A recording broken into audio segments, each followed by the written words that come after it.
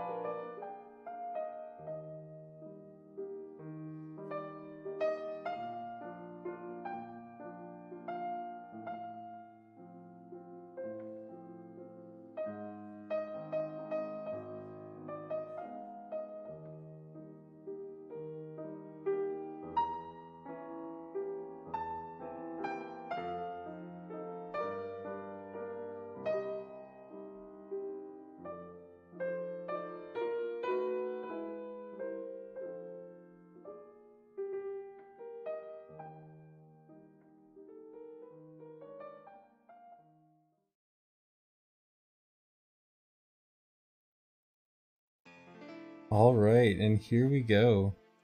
Hey, yeah, Hey. that was very fun to film. There's actually some good stories about that. So that was me and Love that intro. it was good. It was good. That was a lot of fun to film.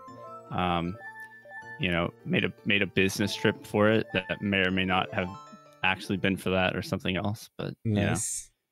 Good file name. The classic. You gotta do the no yeah, doors. it's kind of name. required. It's kind of required for these kinds of runs now. Okay, All right, so I guess what are we watching here? I should explain that because that's really important.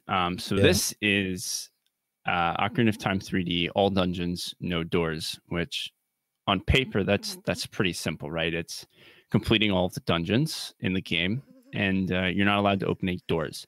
So let me explain that part of it first before we get into the technical details. So, like, first off, like, every time we do one of these no door things, right, there's always like a lot of important questions. And the first one I don't think is like too ambiguous, but what is a dungeon, right? And so beating a dungeon is if it's got a blue warp at the end of it, right? You got to beat it. So that's 3 child dungeons, 5 adult dungeons, got to beat them. And then you got to beat the game. The door part is a little more ambiguous, right? So the way that we define a door is any like action in the game where Link walks up to a door, presses the A button, and like physically opens the door.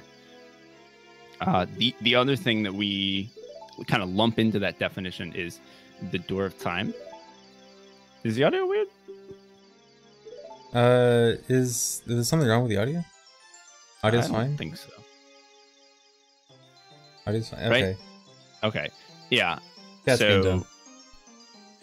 Physically opening a door with your hands, or the door of time, because that's like, that'd be so lame if you open the door of time, right? Yeah, it's literally got door in the name. Yeah, if it's got a door in the name, you can't open it. There's a couple of other like gray areas when it comes to doors that some people talk about, but so like in Goron City as adult, when like the baby Goron opens the doors, like that's not considered a door, just because like if you started lumping a bunch of other stuff in, like it would just get too confusing. And there's other reasons, like Link doesn't physically open the door, yada yada yada. So that's the definition we're going with. Those are the two main things we talk about when we talk about doors. So the second thing I really want to talk about is like what this run even is, because it's not a task, at least not in the traditional sense. So kind of what this run, all of this run was done in real time. First off, on a real Nintendo 3DS that was played in my hands, but it's kind of a cheated run, and that's not to say I used hacks or like the only thing I used was save states, right? Now 3DS has like homebrew functionality where you can use save states, right? But there's no movie recording functionality with these save states, and they're like kind of jank. They're like a little tiny bit jank. So what I did is I just went through and used save states, recorded, many segments of the run, did a lot of re-records, and then I spliced all of those, segments together that actually worked. So it's like halfway to a task. It's like halfway to a task, but it's all done in real time. The only thing that's used is save states. And yes, there are a ton of splices. The final render of this video, I think the longest like segment of it is like 1 minute long or something. So at this point, you've already seen like 2 splices, but it's all almost frame perfect in most places. Okay. Yeah. So there are probably a handful of moments where if you know what you're looking for, you can see them, but there's only like 1 or 2 frames, or maybe like a small audio like jump or skip or something, but like they're not even noticeable. Yeah, and most of it is just because like OT 3D like or 3DS in general, tasking isn't really quite there yet, right? Like all those. No, it's not. Yeah. I think so. This is like. Go ahead. It could be possible on Citra, probably very soon. I think the only thing that is really needed is like proper save stating, which doesn't exist yet on 3DS emulator. Okay, so yeah, this is just the next best thing to an actual tools to do tool assisted runs. Right. At this point, there is this is like the closest we can get to a perfect run. And another thing I'd like to state is that like don't go into this expecting task level like gameplay, because there are mistakes. Like right there, you could even see a mistake there. Like it took me 2 tries to do that trick. There, like I picked some of my battles on this one because it took me like 4 months to make this thing, and yeah, I would say the quality, my tolerance for mistakes decreases as the run continues, so it gets better. By the second point of the run, there are very, very few mistakes that you can see. Yeah, I guess we should talk about that trick there too. How'd you get out so fast? Cool.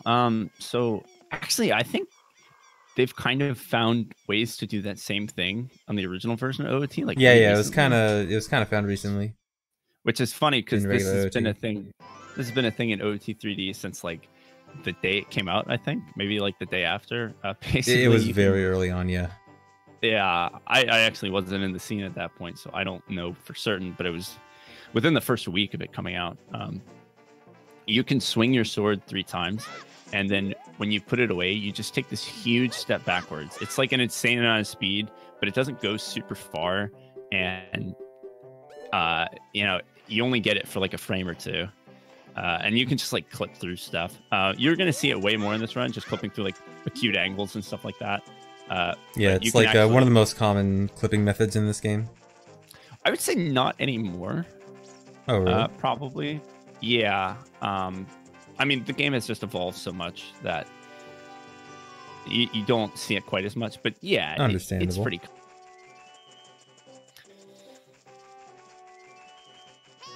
And Dexter, I'm offended that you think we're at any doors. We are at 0 doors, and that number will not go up. There will be no door counter. I'm not going to make you babysit a door counter because thank you. It doesn't exist. There aren't any doors. I mean, there are, but we're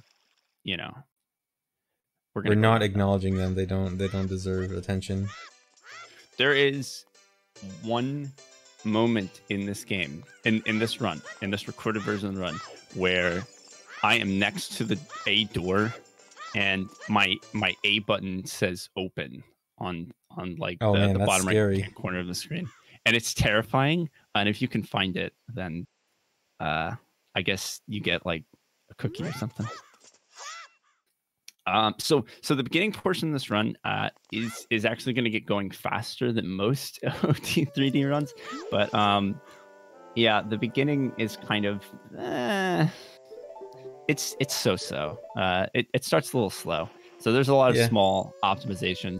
Like right there, you could see that I slashed into that loading zone, and that's because we want to enter into Hyrule Castle there with as little speed as possible.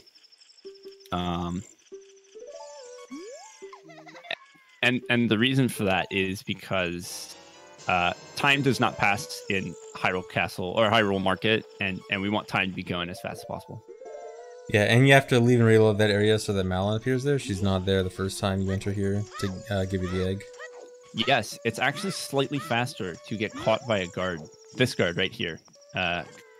But like, because I had to get those rupees in Hyrule Field, I actually don't have enough time to do that without, getting to Talon late. Because the goal is just like do as much important stuff as you can and still make it to Talon on time. And unfortunately, you don't have time to get to the guard when you get those rupees. I think the guard saves like a second and a half, so it's not huge. Oh yeah, text is kind of a. I mean, it's not a big thing. People think it's a big thing.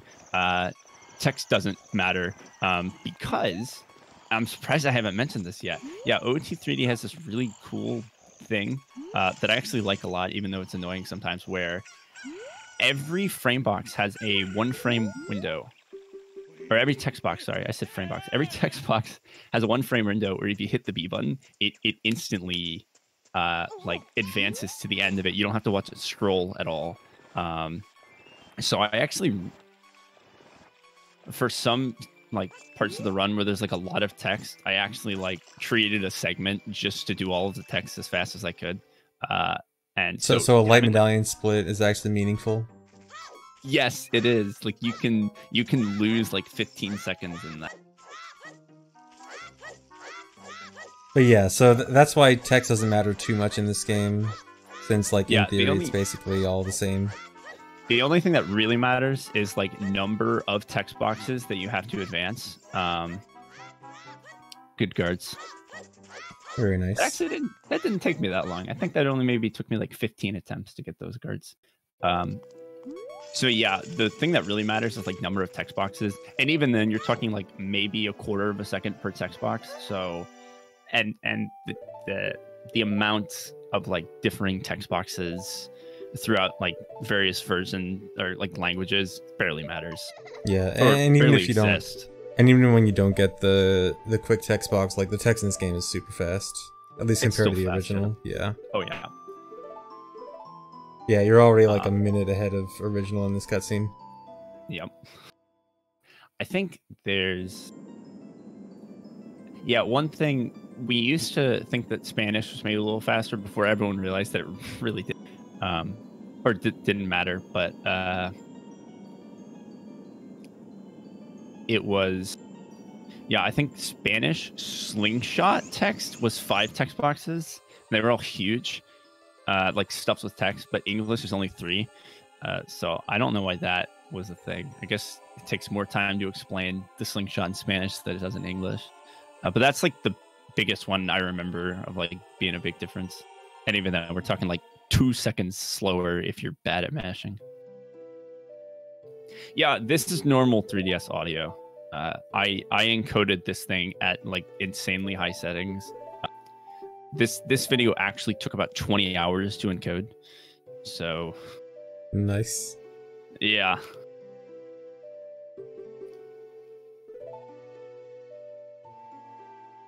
It's encoded very high resolution, very high settings. It's super high bitrate. I wanted it to look good. I only downloaded the 720p version. Oh, did you download it? Yeah. Oh, okay.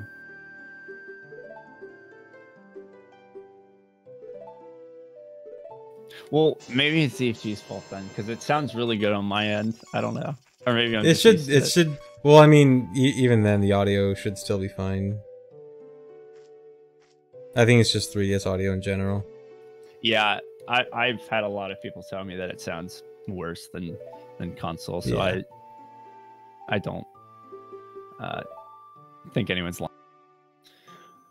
lying. Hey, this cutscene's like really cool.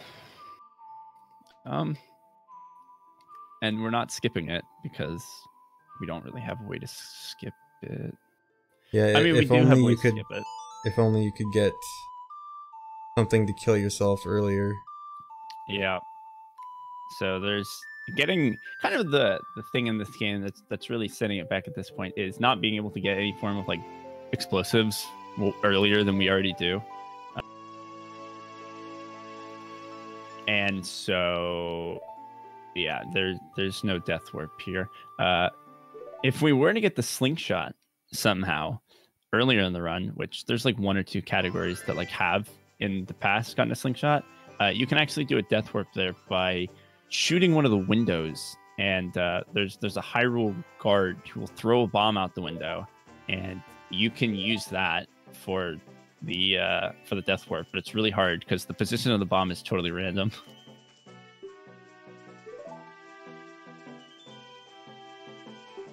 There's a really good video of Runner Guy back in like 2011 trying to do it, and I guess he gets it on the first try. Yeah, it was like really loud. It was actually pretty sick. It's like yes, yeah. Getting that cutscene skip with that bomb is actually really cool. Yeah, it was.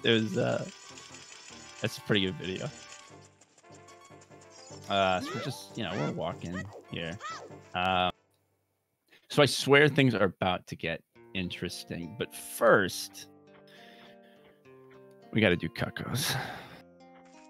Nice. I know this part. Yeah, I think most people know this part. These are suboptimal cuckoos. Look at that, because I was like, no one's gonna. No one cares about suboptimal cuckoos. Whatever, just get it over with. Yeah, I'm like, no one's gonna care if this looks perfect. Like, it's not very impressive. Everyone's tabbed out right now. They'll be back in a minute. Please don't. They're checking Twitter right now. Okay, so I've seen a couple of people talk about gyro camera in the chat, and I will say I was not a believer in the gyro camera in my early days, but it's actually really good. It's really good. There are parts like climbing walls with skulltulas on them, wall skulltulas. You can like zoom your camera or pan it like way far up, so you can like see the ones that are coming up and like avoid them, and it's amazing. Flip side, wall skulltulas move like 60% faster in this game, so they're like impossible to juke out. Their speed was not modified as far as like units per frame or whatever, I think. And since this game runs at 30 FPS as opposed to 20, they move like 66% faster or whatever. Yeah. Another thing they didn't modify for the frame rate change. Yeah, there's not many of them, but there's a couple of them, because most of the animations are like remade from scratch. So they had to go in and do it. But there's a couple of things that don't matter. I know one in particular is item drops on the ground. They disappear faster. Yeah, they disappear faster because of the frame rate. And it makes it so that an important trick doesn't work in this game, which is great. 20 to 30, isn't that 50? Yeah, I guess that is 50. Listen, I went to college, okay? I got a degree. So I believe SRM is possible in O2 3D, but due to how precise it is and due to like our lack of super duper great practice tools at this point and whatnot, and like emulation, like task tools, it's not, you know, no one's done it. And so we haven't really been looking into it too much. But there's actually someone right now, Game Stable, making some pretty robust test tools, I believe, or at least that's the goal. So we'll see. Hey, this part of the run's actually really cool. And I also want to say that it's, as of a month ago, obsolete by a much faster, much easier thing, but also less cool. And I would have had to have redone a lot of stuff to like change it for the newer strat. But this is cool, and I like it. Okay, so nice. Well, what was that? Yeah, your sword's glow. So that was a little thing. I don't know if you ever heard of it. It's called Infinite Sword Glitch. And yeah, that rings a bell. So I think now my sword is slashing 50 times. I don't really know how it works. I guess I just got lucky. That's a little reference for you gamers. But yeah, now I think sword slashing every frame, and it's cool.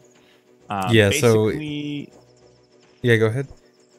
Yeah. So IC is really easy to get on N64 because you can just interrupt a crouch stab with like picking something up or like text or something, but that's not possible. You can't interrupt a crouch stab in this game. What you can interrupt is a jump slash with dying, and also a quick spin, but that's a little more situational. So if you die in midair while your sword hitbox is out, and then revive yourself before you hit the ground to get the game over thing, you get ISG. But if I put my sword away, I will lose it because the animation of taking items out and putting items away also cancels ISG. So ISG got pretty nerfed in this compared to original OOT. Very. I think we called this guy Scooby. I don't remember, but he's our friend. So we're just gonna take him for a little walk. Nice. Yep, there he goes. Yeah, so when you shield damage in the air while you have ISG, you hover in the air. And you can repeat that over and over to gain a lot of height and go up that wall. So it works like exactly the same way in N64, besides the things I already explained. And there's also one other really weird thing where if you do manage to put away your sword, which there are ways to do it, it also your sword hitbox is active on every part of the map. So every enemy dies pretty much. So that's really cool. So now we're just gonna... This is really precise what I'm about to do here. So that was a seam walk. And so I believe I take my time with this a little bit. This was a very difficult segment to record. So, because, yeah, I messed with it for a while. I think this whole segment took me like 3 or 4 hours to get perfectly. So you can just barely hit the end of that loading zone. It's teeny tiny. Yeah, it's so close to not working. Yeah, and so for a while we actually thought it didn't work because if you're not like totally smack dab in the middle, the collision on the edge of that loading zone actually will like push you to the left or the right. So you have to be like right in the middle because it's so pointy. And yeah, but it's good. Yeah, that segment took me like 3 or 4 hours. And part of that might be because I accidentally recorded it once with audio in the background that wasn't the game, and I had to go back and do it. Nice. But the second time I did it faster, so it worked out.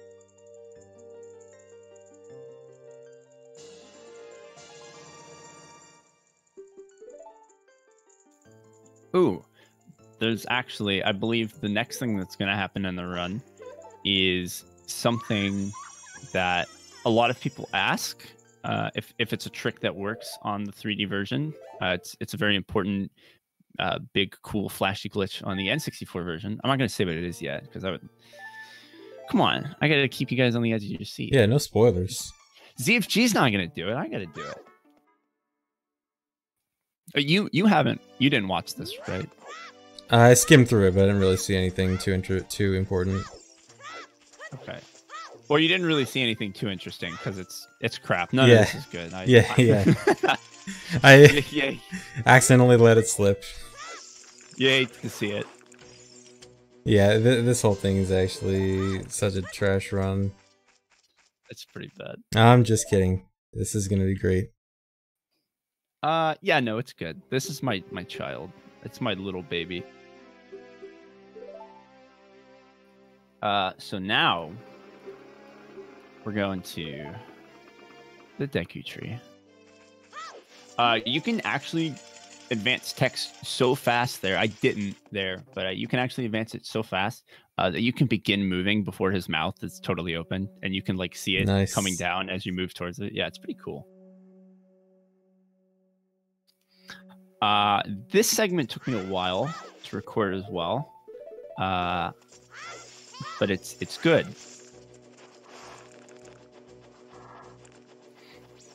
I think there's still one mistake here that makes me cringe a little bit, but that's fine.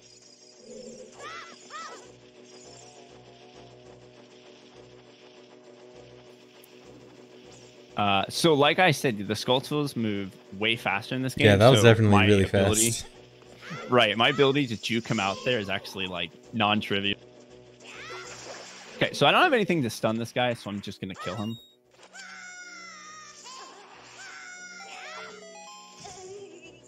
Okay, so an interesting thing, yeah, that's flashy, that's cool. An interesting thing about Deku sticks in this game is their hitbox is huge and it goes like behind Link's head. So if you hit a wall behind you, like you can hit walls behind you when you jump slash with the Deku stick, and you can get anti-grab there and do B1 skip, so it's pretty cool. It's really interesting because I think they tried to prevent you from doing recoils like that by not having hitbox in front of you. And then they just put it behind you instead, and it doesn't really change too much in some places. Only with the Deku stick is that. Yeah, what's this? This looks familiar. Yeah, this is a throwback. Whoa, you're moving, but you have an item. I am moving. Yeah, I do. Look at that. There it is. Oh no, I see it in the chat. I see Nulf. Get rid of it. The bad name for this. Burn it. Okay, so now you're getting Zelda's letter, right? Yes, I'm getting Zelda's letter. Oh man.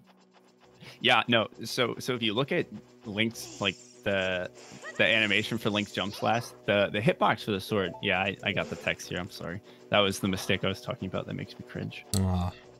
Yeah. So this is Gim. This is Gim. Can anyone guess what I'm about to get here?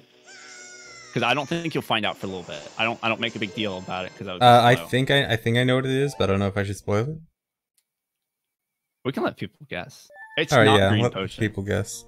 It's not green potion. So yeah, I guess we should explain that glitch. So when you pick up an item like right outside the crawl space, when the crawl space camera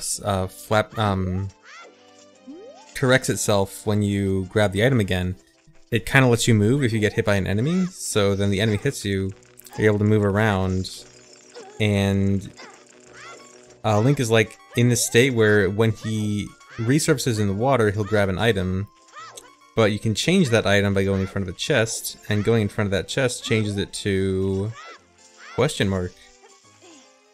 We'll find out sometime. Yeah, question mark. The next time I pause, I think you'll find out, but I don't actually know if that's... Alright, don't laugh. Don't laugh! Nice. Don't laugh! Yeah. So I mean that's basically it. When you pick up that item there and start moving around, the game really wants to give you an item, like really badly, and so that's what it does. It gives you a fancy item that wasn't actually the one that. Yeah, you and think I I'm guess getting. it should be noted that what item you get in regular OOT and OOT 3D are different. Yes. Like the item list is slightly different in both games, so in normal OOT that would have given blue potion. That's not necessarily what's going to be given in this game. Yes. So this is a familiar trick with a new coat of paint on it, and also it takes a tiny bit longer to do. But so I'm just chilling, just catching my breath. So that's a Navi dive. You'll see a couple more of those. Basically, you can use that same triple slash thing that we did at the beginning of the run to, when you talk to Navi, you take a big step back and you just kind of fall to the bottom. Yeah, and water doesn't affect you while the text box is up or while you're talking to Navi, so Yeah. you just kind of fall through the water.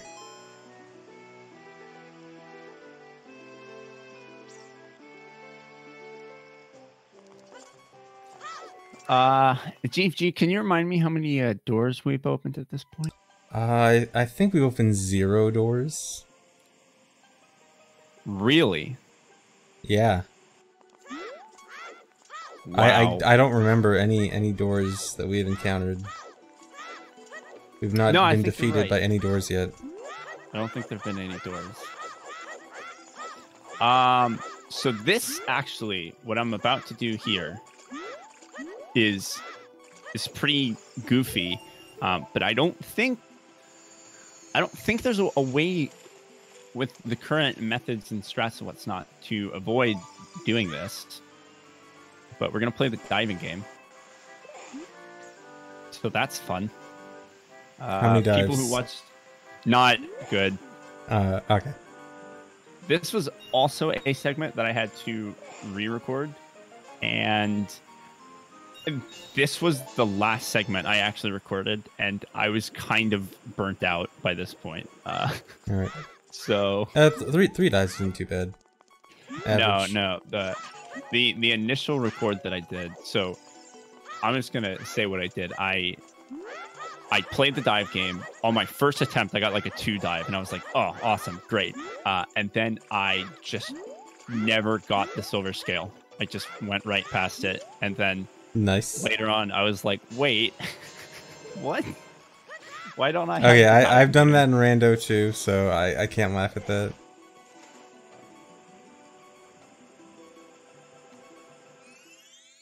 So yeah, that was actually, I went back and recorded that at the very end when I was done with everything. There were a couple segments that I re-recorded. So yeah. And there's Rudo's letter. Very good.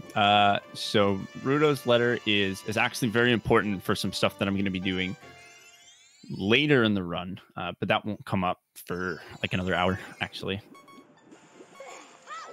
But we just need it. We need it. I'll explain it when we get there. But just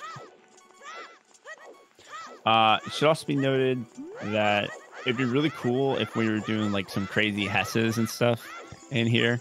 Did I spoil? I guess Hess. No, I mean that's not really a spoiler. I think they know. We don't have they know about that. Yeah, we don't have any explosives or anything yet, so we're just gonna roll and backwalk and side hop, and that's cool too.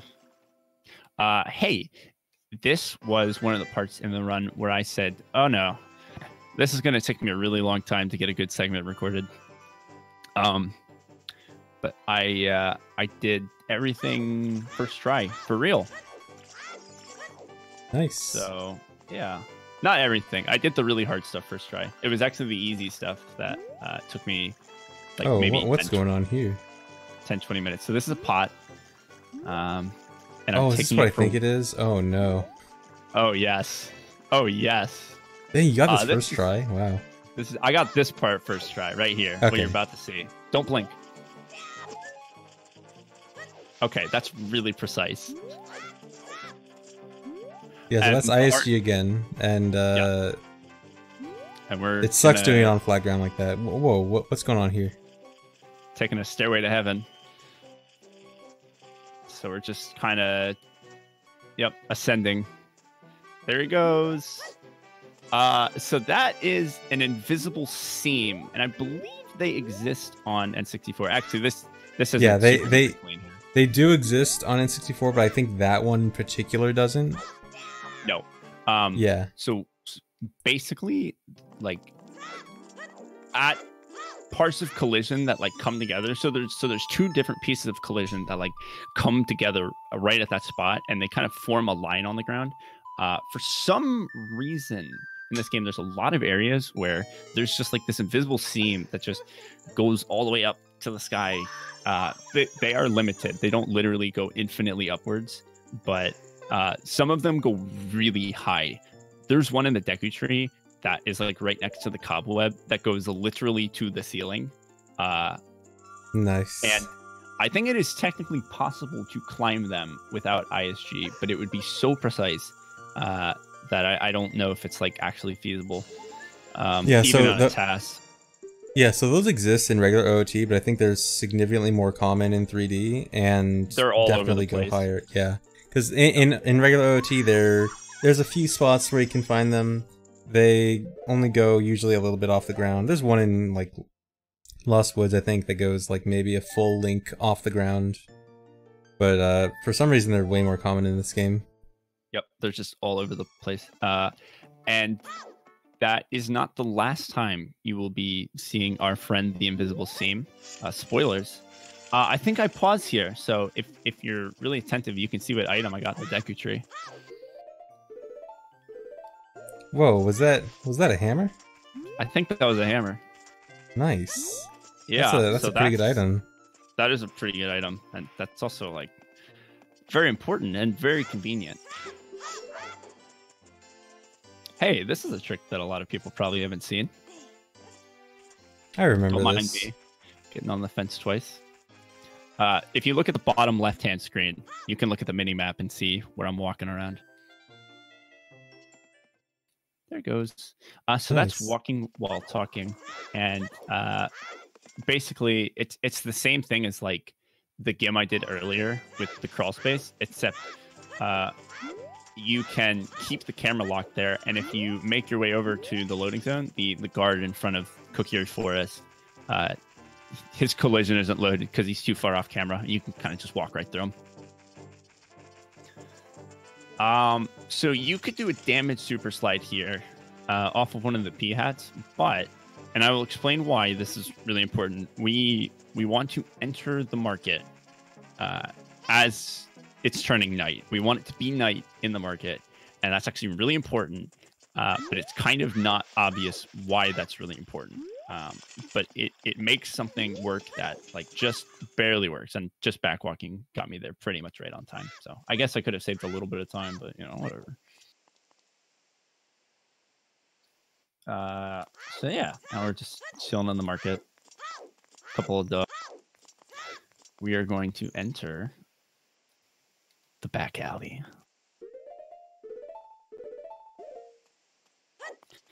So this is a really important glitch right here that I just did. Of course, you'll notice I am setting Furor's Wind, which is not normally something you ought to be doing. But that is restricted items, and it's a huge oversight on Krezo's part, where basically you'll notice that I think you'll actually be able to see it here. That Furor's Wind in my item menu in the bottom left hand corner is like dimmed out, like you can't use it. But all my other items like are lit up, like you can use them. So if you switch an item that's dimmed with an item that's lit up, it's lit, I think is what the kids say.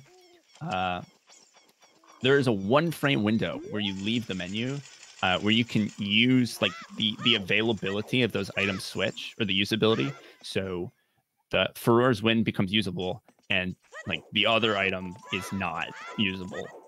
So that's really cool. So it lets us use Furor's Wind pretty much everywhere. Yeah, and that is one glitch that does not work in regular OOT, and I desperately wish it did.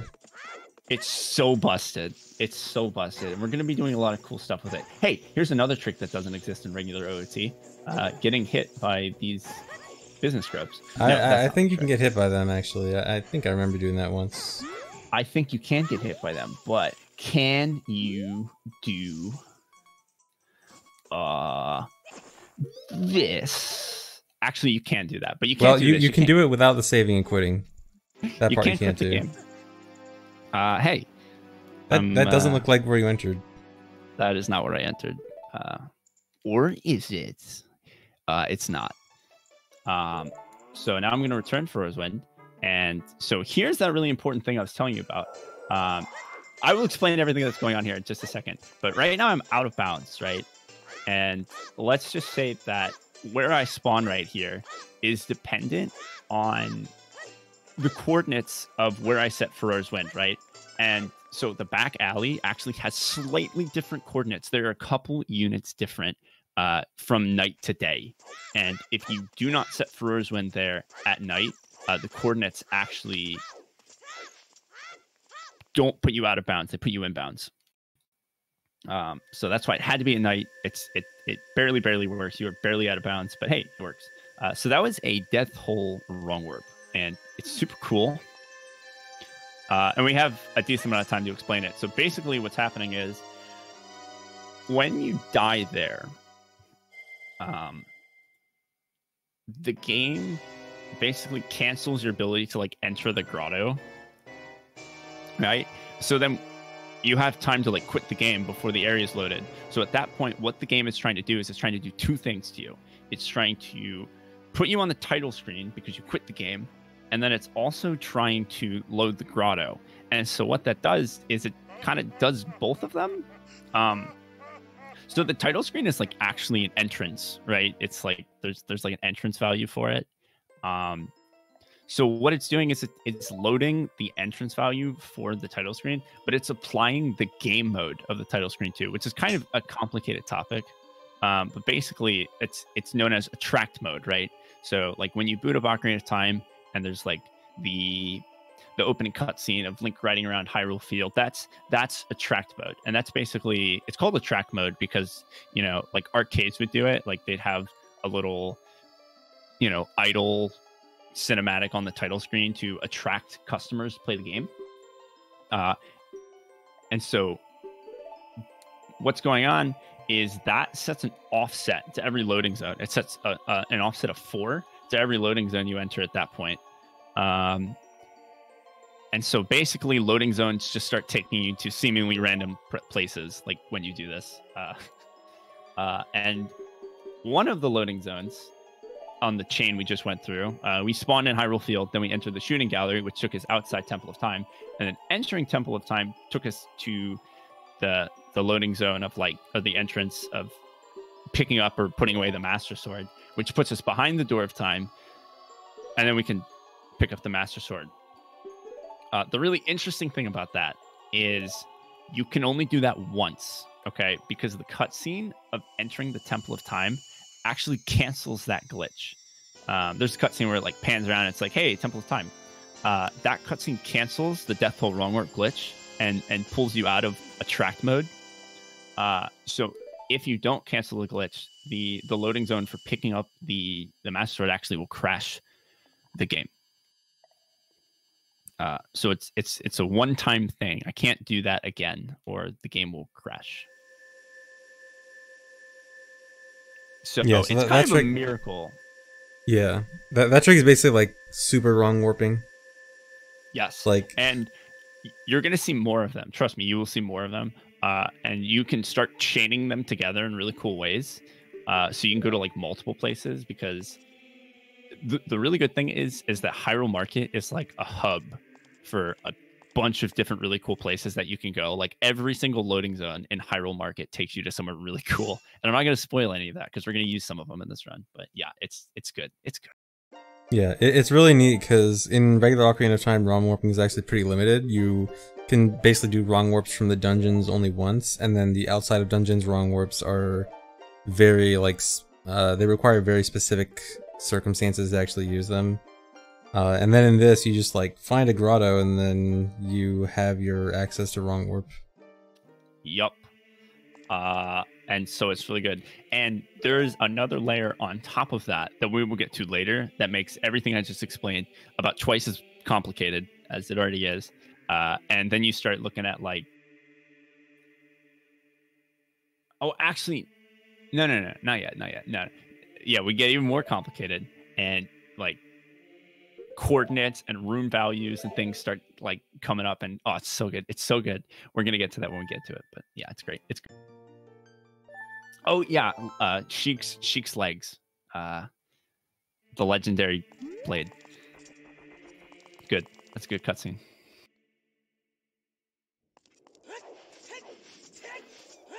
So we haven't beaten any dungeons yet, so we're not doing so hot on the whole all dungeons part, but we're still doing pretty good with the. It's okay, slow start, but we'll get there eventually. Yeah, we're still doing pretty good with the no doors thing. You still got a medallion. That's progress. Right. Well, so I made that overlay, and I was like, this seems like a cool idea to track dungeon progress, but the light medallion's kind of just like, I guess I'll just throw that on there anyways. It's not a dungeon. So the very beginning part, it's still good. Don't worry, we're gonna get to some really cool stuff here in a minute. But there's still a bit more setup in the adult portion. The dungeons are definitely backloaded in this run. There's a lot of dungeons towards the end, and we'll kind of blow through them. But the beginning is a bit more setup. But the setup a lot of these. Go ahead.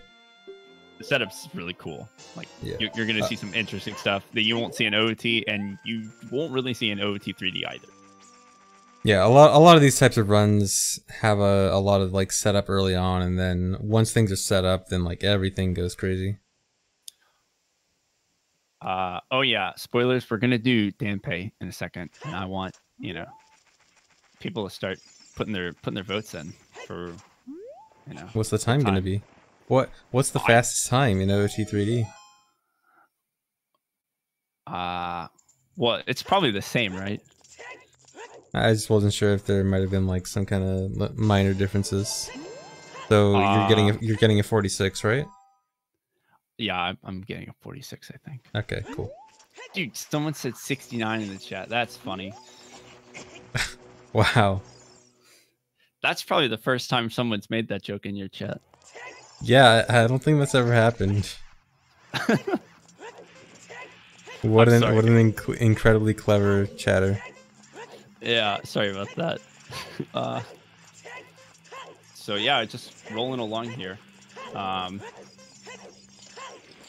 think if I had bombs here, I would have tried to super slide all the way through this, but I don't have bombs, so I didn't. Oh, do you know if Danpei does the weird movement thing if you do a super slider Hess compared to OT, the regular OT? So I think what we decided is that Hessing, because you're like moving backwards, you have like negative speed, you have like recoil speed. He slows down, but if you do like a fest, like a forward super slide, it doesn't affect him, so you can go really fast. But I'm not. Don't quote me on that one. So you can technically get a better time, but it's really hard. Hey, 43. Yeah, rolling and general movement is like that's considerably faster. 3 seconds better than my best. Wow, I just got owned. Yeah, it's good. Hey, it's Danpei's. What did he say? Stretching, shrinking tool or something? Is that the quote for it? I don't remember. Yeah, I have no idea. That's what he calls it. He calls it something. I think he calls it a spring-loaded something. Oh yeah, don't laugh.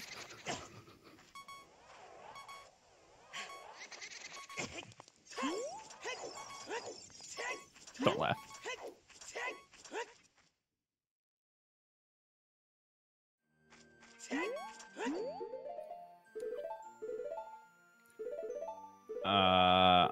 Oh yeah, I like this part. This just, I don't know. This isn't that impressive or cool, but this is just like a really cute little jump right here. I like it. That's neat. I like it. Hey, we were here earlier, except like we kind of weren't here. I saw this room for a few seconds. Yeah, you saw it for a few seconds, accompanied by the game over screen. Yeah, I guess you're not really supposed to die in there. So like the game over camera in that room is like really weird. It like points at the door. I guess like the angles on the camera just goes to like 0. Probably.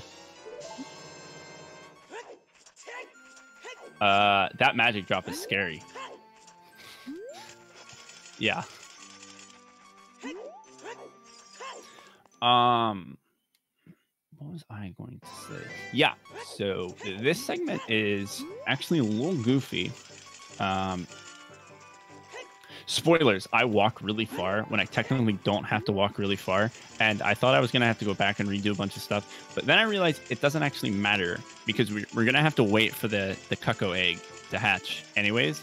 So I walk like all the way across Hyrule Field here to get to a specific grotto, but there's another grotto that is like exactly the same that's also way closer. So, but it doesn't matter. It doesn't matter because we get to take the scenic route. Yeah, we gotta wait for night anyways. And there's gonna be a little bit more waiting later. Also, Big Poe.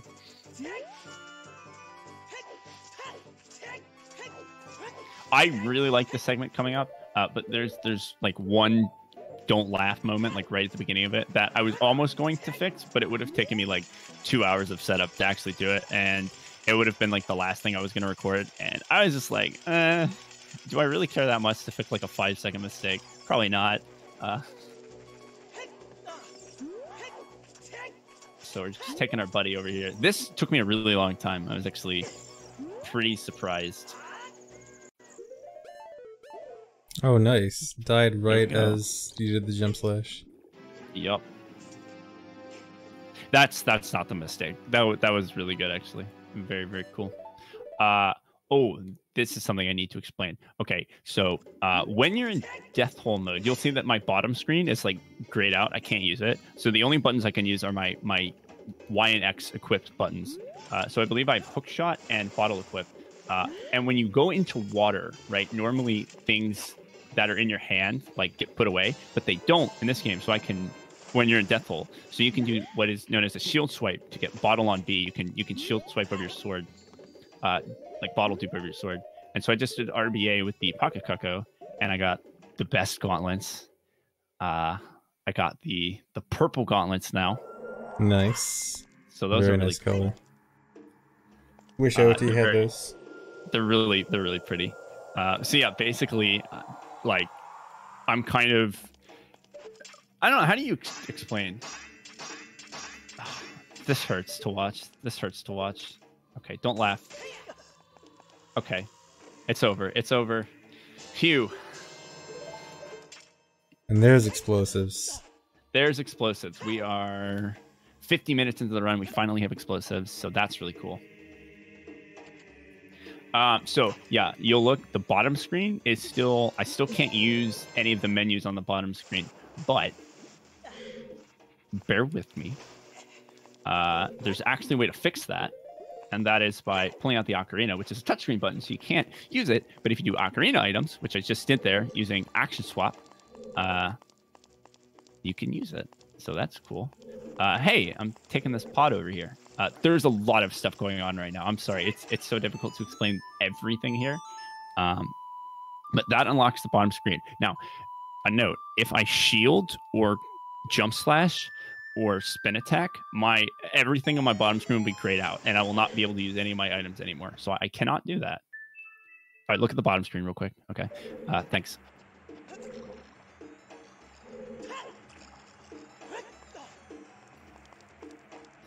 And yeah, so that was collection delay. Very similar to what I did in Deku Tree, but I did it in a slightly different method. So right now I have the get item state, and so the game really wants to give me an item. So I just went up real close to that chest over there. That was the compass chest. So now if I surface in some water, I will get a mystery item. The only thing is I drained the water, so I have to clip out of bounds to find water to surface in. And hey, what's this? I think is what it said. Yeah, what's this? Yeah, what was that? Oh, whoa, what's this? It's a mystery. Sorry about that. Can anyone guess what I got? I'm not actually sure. All your fancy there it is. item list moved around. Oh, what was it? I missed it. It's equipped. I can't see it. It's too small. Oh, is it too small? Okay. Oh, is it long shot? It's no, it's bombs. Oh, never mind. Yeah, I never got bombs, so it's good. So I got bombs and bomb shoes in bottom of the well. So now I have both. Nice. Dude, So I'm watching it on a smaller screen than you guys, okay? I see like the bottom screen is super tiny for me, okay? It's fine. We still appreciate you, Jay. It's good. Thanks. Yeah, just getting some rupees there.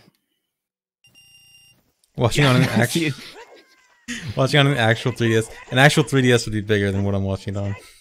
I was about to say, yeah, you can actually, that'd be pretty counterproductive if you couldn't see it on an actual 3DS, because that's what this was played on. Are you watching it on a phone? No, I'm watching it through OBS. Oh. I just have OBS not very big because of chat and stuff. Okay. All right, so we're just hessing here. This is actually a pretty bad hess. It's not very optimized, but like I said, I kind of need to wait for night anyways, so we're just, yeah. We're zooming. Classic zoomer.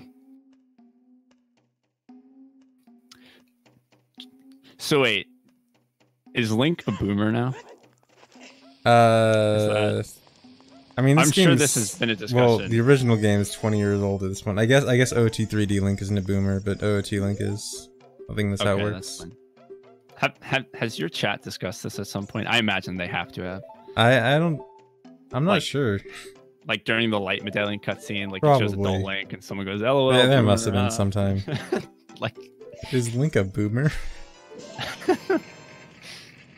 Oh, I'm so sorry. I'm cashing in on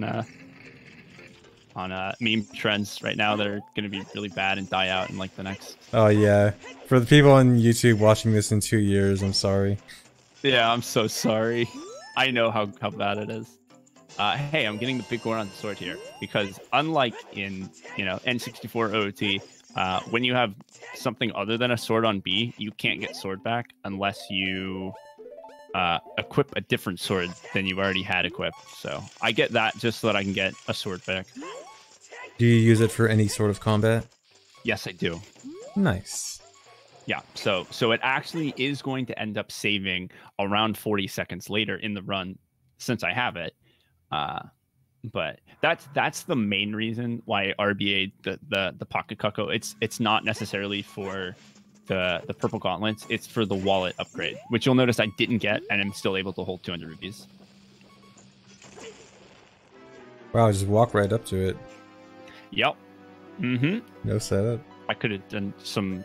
So that was actually one of the last things. I re-recorded that because I did the backflip setup and then I was like, wait a minute, this is supposed to be optimized.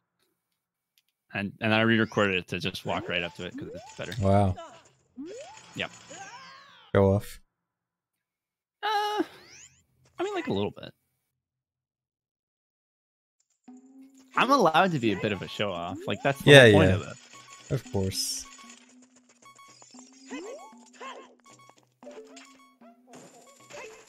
Yeah, no, there was a splice there. We were just posted the splice emote, but I bet you didn't notice it. Does anyone think they've noticed any of the splices thus far? Because there's probably been a solid like 80 of them. I don't think I have. Smiley but... face. Oh, this is cool. I like this. Forgot about this. Ooh, this trick is cool. Yeah. See ya, Mito. I like that.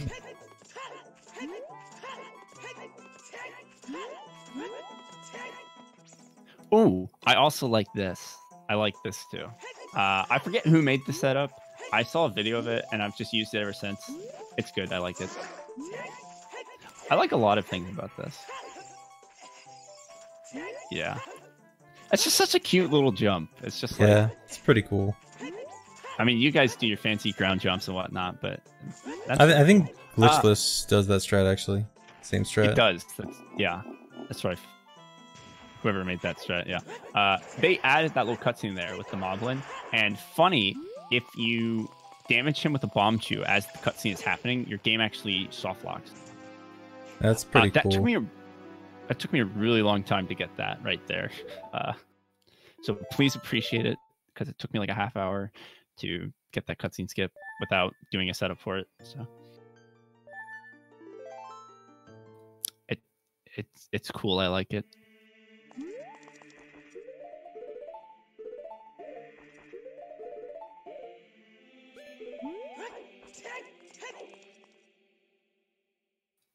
Oh yeah, that's actually something I messed up. This is really dumb. I set Farore's Wind in bottom of the well because I thought for some reason I was going to need to reload it, and I don't actually need to. So I set Farore's Wind in bottom of the well when I was there, and then I just had to get rid of it here. Nice. Just a stupid little mistake that would have taken many hours to fix because my magic meter would have been all messed up. Like everything between bottom of the well now would have had to have been redone, and I'm like, ugh. So whatever.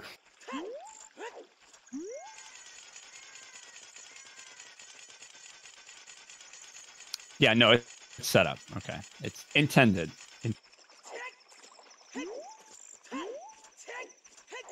Yeah, so this is it. This is me waiting for night right now, or waiting for daytime. But lucky me, I actually need to do like one little thing. I can take some damage here. So thanks, Poe. Remember to love and appreciate your local Poes for hitting you with fire. They're pretty nice. I think I was looking to see if I could get a bomb drop from that tree. I don't know if that tree can give you bomb drops. But... No, I think it's only rupees and hearts. I think there's other trees that can give you bomb drops. I think that tree specifically. The one next to market entrance, like to the left of it. Yeah, I think those types of trees and that other area, like past the river, with a bunch of trees, like those trees can give you bomb drops. Oh, hey, look at that. That's another death hole. Okay, this is where things get really complicated. So I just did Death Hole, but what I'm about to do here is something known as Death Hole Void Warp, which is so what I'm going to do is I'm going to hit the loading zone for this grotto exit, and I'm going to use Farore's Wind at the same time. So what it's going to do is it's going to spawn me at the entrance for market, but I right now I have the coordinates for my Farore's Wind is going to have the coordinates of entering Kakariko Village because I did that. So my map right now is market, but and I'm going to do it again, right? I'm entering this loading zone. So right now I am taken to, I believe I have to think about this now. I'm taken to the map of Shadow Temple, but with the coordinates of entering Kakariko, which takes me to Shadow Temple, and it puts me right above the loading zone to the boss room. And so then I enter Shadow Temple boss room, which takes me to Water Temple boss room. So basically, I'm just messing with coordinates and stuff like that, and like doing wrong warps and doing fancy coordinates with it. Yeah, that's really complicated. I know I didn't explain it well, but yeah, it's hard. So I actually don't think it's possible to like pick Morpha up out of the water before it attacks you. I could be wrong. If it is possible, it's way harder than it is on N64. Basically, all you have to know is that when in Death Hole Wrong mode, leaving the market to go to like Hyrule Field takes you to Shadow Temple, and entering Shadow Temple boss room takes you to Morpha. And I did a bunch of wacky coordinate shit in between to put me in the right spots to actually enter those loading zones. So, yes. Has anyone ever died to Morpha in a speedrun? No, that can't happen. Morph is a pretty easy Yeah. boss. I think you're right. So I set Furor's Wind in this room, that's cool. I'm gonna do something a little flashy here. Cool. Wow, walked right into it. No right setup. into it. No setup. So because I'm in Death Hole, like restricted items like always works pretty much. So I don't have to do the 1 frame trick to do it, because just like if you have items equipped, they just like all of your items pretty much just work. And I'm setting Furor's Wind again because so basically what's happening is the game still kind of thinks that I'm in Shadow Temple boss room, because that's the last loading zone that I entered. So when I leave Death Hole, the loading zone offset no longer applies. That was happening in Death Hole. So Furor's Wind takes me to where I'm actually supposed to go. And now I'm in the Bongo Bongo fight. Oh man, that was quick. That was 2 very dungeons quick. in a row. Don't blink. So when I was talking earlier about chaining Death Hole Realm Orbs together to do really wacky, some zany shenanigans, that's what I was talking about.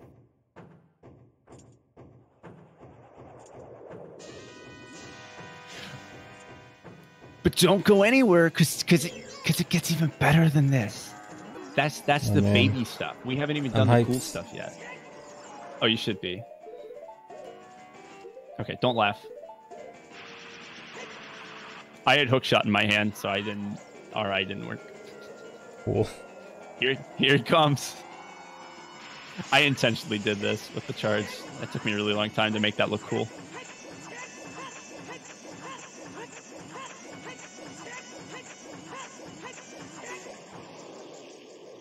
And he's nice.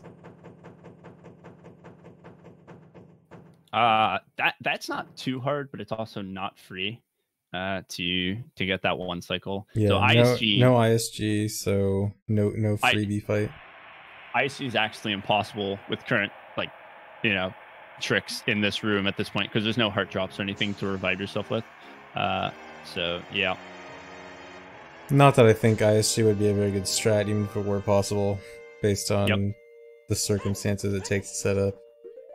Check this out. Oh my god.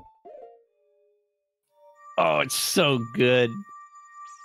So optimized. So yeah, the position for that's really difficult. Like, you got to be right on the edge of the blue orb, and it's a frame perfect trick. So like RTA, you're gonna set that up. Like, but bro, this is a task. Hey, so that's Ocarina items. I believe that method does not work on version 1.0 of this game.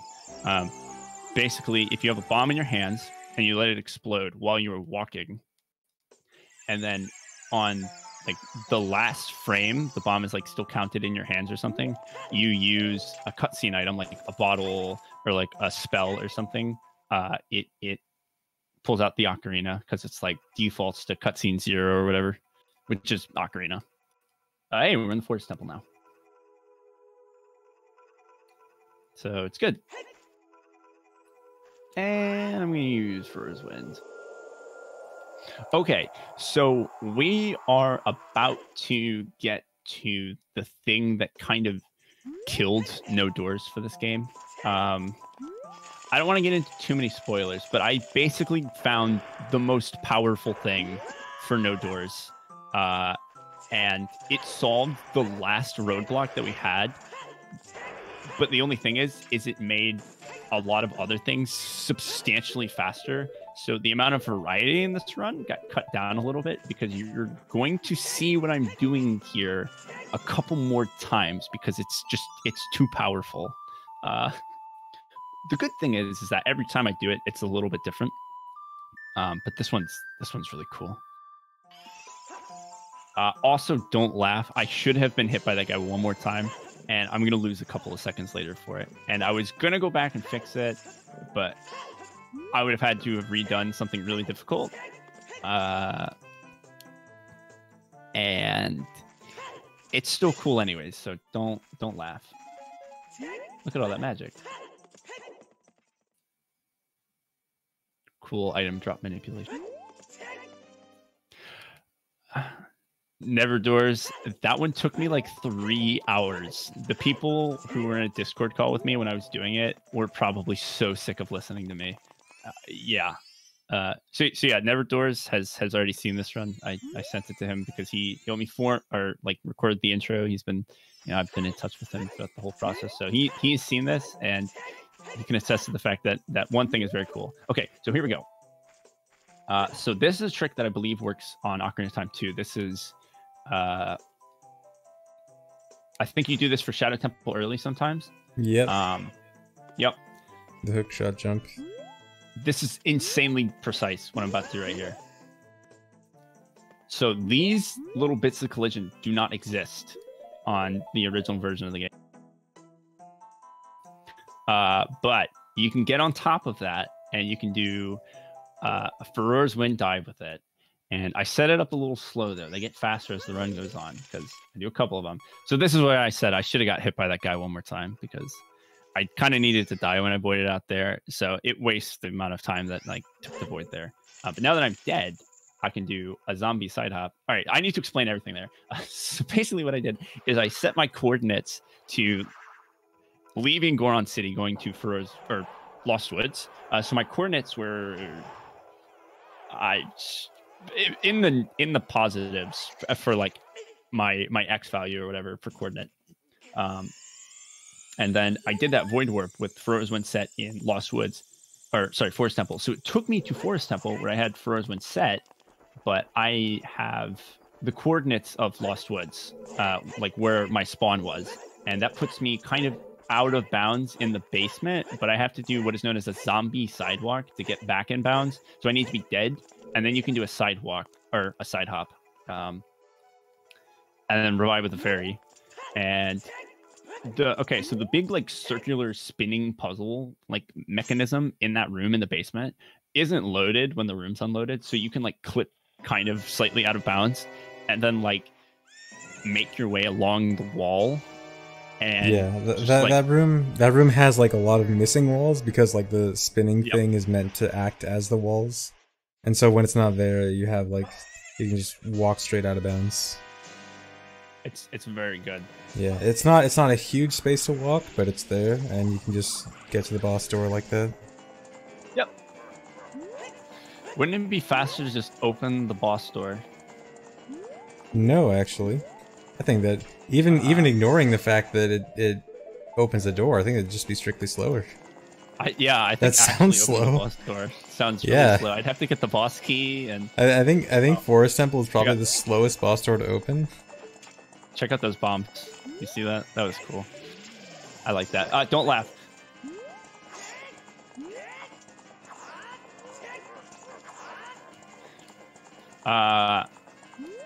Don't laugh. This boss fight is really cool without ISG. You're about to see this, the second part here. So check this out.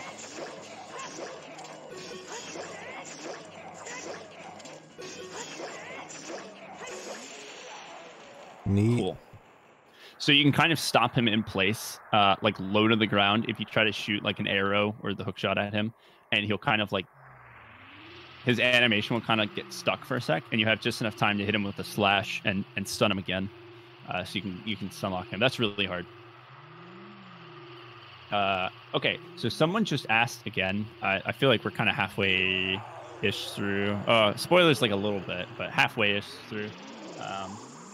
So this is probably a good time to explain. This isn't really a task per se. It uses save states and recorded segments, and then it's all kind of spliced together in post editing to give it the appearance of a single segment run. But everything was done in real time. There was no slow down or memory watch, just save states. That's the only tool that was used. And hey, that's fancy. You're gonna see a couple more of those. So yeah, this run is not legitimate or anything like that. It's purely for entertainment value to kind of purely an exhibition run. yeah, this is pretty much, even though there's been a lot of mistakes, like this is pretty much the most optimized form of a run like this that you could get right now with the current tools that 3DS speedrunning has. Like, you could have optimized it a little better than I did, but like the format is the most optimized format that you can really get right now. So it's cool. To my knowledge, I don't think anything like this has really been done before. I think, like, I know maybe Torge or something has like spliced together some of his best segments. It's like some of best segment videos. That's probably like the closest closest thing to this. I think besides that, like nothing like this has really been done before. So it's kind of it's a novel thing that you're watching right now. But okay, so I know you did like a human theory task. I forgot. Yeah, that was more with actual task tools, but I guess it's kind of similar. I guess actually pretty much, because that was still done in real time. So yeah, basically it's pretty similar to a human theory task, I guess. I forgot that I had RBA'd away my dive meter there, but it didn't matter. That was nice. I just needed to wait for Navi anyway. Am I allowed to laugh at that? You're allowed to laugh at that one because it didn't actually lose time. That was funny. Yeah, it was funny. So yours was still done in real time. Did you not use frame advance for anything? I think I may have for like some very specific stuff, but for the most part, it's basically all real time with save states. Okay, yeah, so similar. You did not have to edit it the way that I did though, right? I did, but only because of VC limitations. Like if I did on N64, I could do it all in one go, but VC couldn't save parts like it can't save in between resets. Like if I turn the console off and on, it's gone. So yeah. Okay. If I redid it now, I could. Right. That's a cute little out of bounds right there. I like it. Yeah, that's pretty neat. That does not exist in regular OOT. No, that collision there is really funky. You can just kind of jump slash right there. Hey, I'm sitting for Rosewind in the Zora shop. Okay, so this is all beginning setup for one of the most complicated segments of the run, and this is kind of the thing I started with. We had 2 or 3 really big hurdles that hadn't been figured out by the time I kind of stuck my nose in the no doors, like, you know, when I was trying to figure out. That doesn't lose time, so you're allowed to laugh as well. There he goes. And this was kind of the first one I tackled, and so I'm beginning to do some of the setup for one of the dungeons that I will be beating next, I believe, but it's the setup is quite complicated. Sticking my nose in a door, that'd be really painful, actually. Don't do that. Behind the shop counter. Behind the counter, yep. Not stealing though. I'm good. Just paying the guy a visit. Yeah, just being friendly. So now I am in the windmill, and this is actually the only reason I'm here. This is the only way to get in here without opening a door. I could get Song of Time. Actually, yeah, I guess Song of Time, yeah. Wait, no, what's Song of Time? No, Song of Time is odd potion in this game, and we do not currently have a way to get the odd potion without opening a door. Oh. So currently, this is the only way. There's no way to clip through the Song of Time blocks in Dampé's Grave currently. So this is the only known method to get Song of Storms without opening a door. Also, I really like in my file select on the file select screen, I have like every other medallion except for light medallion. It screws that up. No, this is not randomized. The loading zones may look like it's randomized, but that is actually glitches. Yeah, so like there was always kind of the joke that because this glitch was known before like the beta quest ROM hack for this game was made. ROM hack I guess was made for this game. And so sometimes we joke around and we would call it beta quest because beta quest is like a real thing. I guess this technically is beta quest, like real beta quest. Yeah.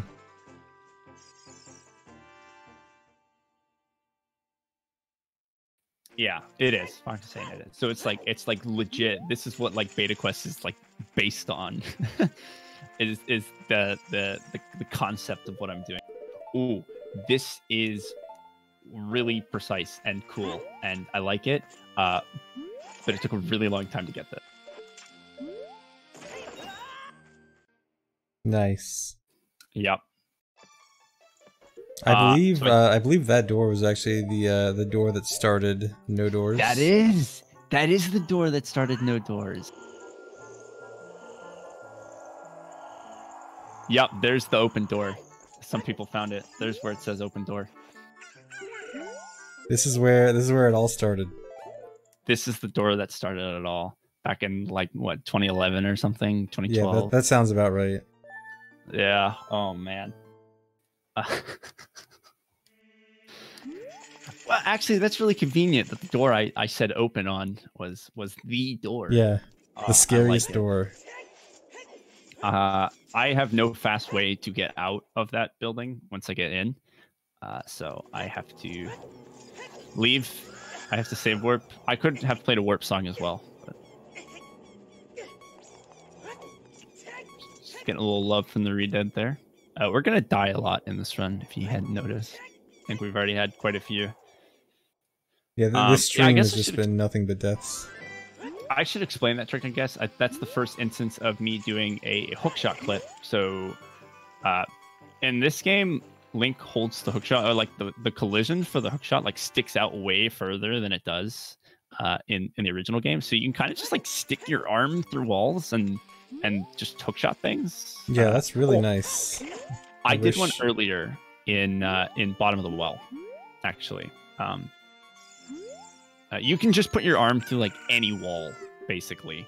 Actually, I did two in Bottom of the Well. Yeah, you can just stick your arm through like any wall, but the corners are pretty easy to stick your arm through, and you can like aim further up and down if you do that, because you're kind of limited to aiming at the ground, like aiming lower than you most of the time. Yeah, in regular OT you can sort of do it, but you can only do it if you're like almost entirely facing straight down. Like you can go maybe a little bit higher than straight down, and that's it. Okay. This game, you guys can just do it anywhere. Pretty much, yeah. This gets really complicated right here. I love this sequence that's about to happen here. But yeah, so I have Farore's Wind set inside the house. I have it set inside the house. With Sleeping Talon, and right now I'm getting Bottle on B again for... I don't remember why I'm getting Bottle on B. Actually, yes, I think I do remember why. So I just got Bottle on B again. Now I'm just setting my equips because I'm going to play the Bolero Fire. And that is going to take me to... It's going to take me to Hyrule Castle. Cool. So I'm here. But playing a warp song. So remember when I said earlier how the cutscene for entering the Temple of Time actually cancels Death Hole? So do warp song cutscenes. So if I was to enter a loading zone right now, it would take me to exactly where I want it to go, which sucks. I don't want that. So what I'm going to do is I'm going to use this grotto here. And I am going to do a Death Hole Wrong Warp while kind of sort of still in Death Hole Wrong Warp. So it's like a double Death Hole, so that I can keep myself in the Death Hole state. Since I kind of canceled it. Although the effects of it won't be apparent until I hit a loading zone. So we're layers deep right now. And so leaving this grotto is actually going to take me to the exact same place where I was, because I was in Death Hole, and now I'm still in Death Hole. And now I'm going to do a pretty cool trick. This is... I think we just call it a glitchless ground jump. Check bottom screen real quick. Yeah, I think that's what people call it. Nice. Yep. I may or may not have installed every single version of OT that exists onto my 3DS and put them on my home screen. It's like 10 different versions. Okay, so I did Ocarina items there to get fairy. This is really precise, and it scares me every time I watch it. Not getting caught there. Okay, shoutouts to Pal. He's an OT 3D runner from Japan who figured out that this was possible. It's kind of precise. I like it. But you can just barely get up on this collision. And we can kind of walk around here. So it should be noted that right now my coordinates are set to getting thrown out of Castle Courtyard by the guards. So like right next to that box that you can see in the background. And that's important because the coordinates in Hyrule Castle, like the Y coordinates, it's really high up for some reason. So I can kind of just like, whoop, slide off there. So right now I have Frozen set in House of Sleeping Talon in Kakariko Village, which when I death hole there takes me to somewhere kind of cool. But since I do a void warp, I have the super high Y coordinates of where I had in Hyrule Castle. So can you guess where I am?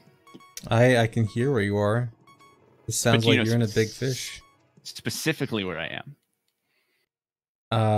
Near the Jabu boss door somewhere. No, I'm actually inside of the Jabu boss room. Oh. Yes.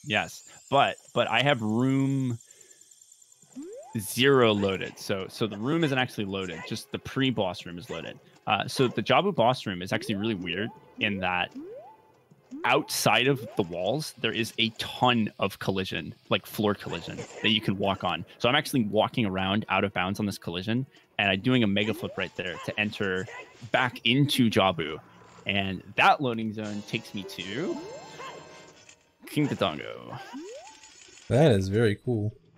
That is very cool. I need to see if that collision is there in regular OOT. That's interesting. It is, yes, because I use Neat. C-Navi for just about everything, but it's not solid. There are a bunch of gaps in it. It's like these huge triangular pieces. There's like 6 of them. They make up like a hexagon, and there's gaps in between each of them. Huh. So you'll notice I kind of jumped across a few of them while doing that. Wait, does that bomb go in his mouth without even doing anything? You just like hold it and Yeah. it automatically... Oh my god. Like you literally feed him. It's great. In regular OT, you have to at least do a backflip or something. Nope. He just eats right up. Which is why fighting him with bomb chews as an adult is actually really easy, because you can just feed him the bomb chews.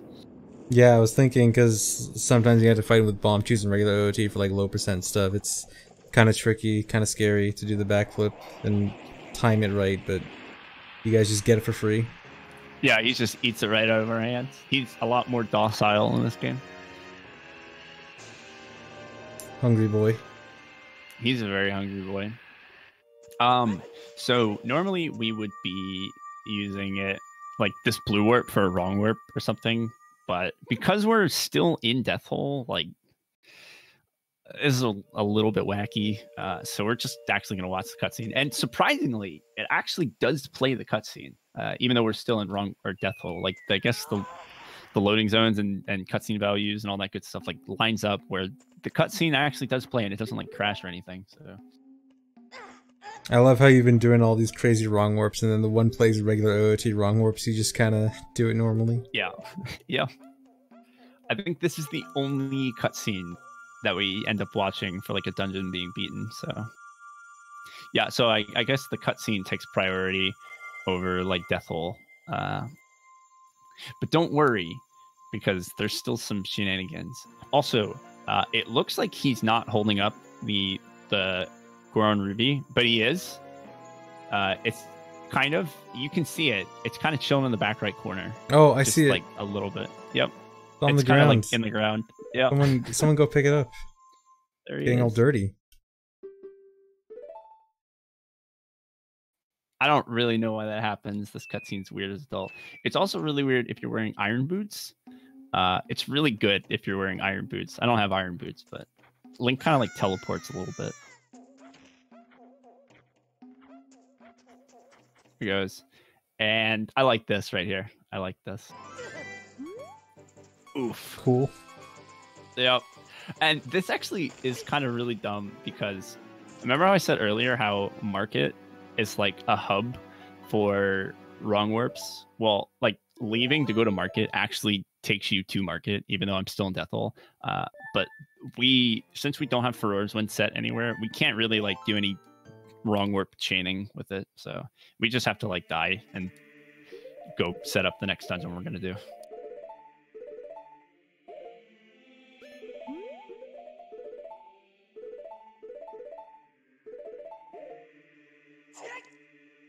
Okay.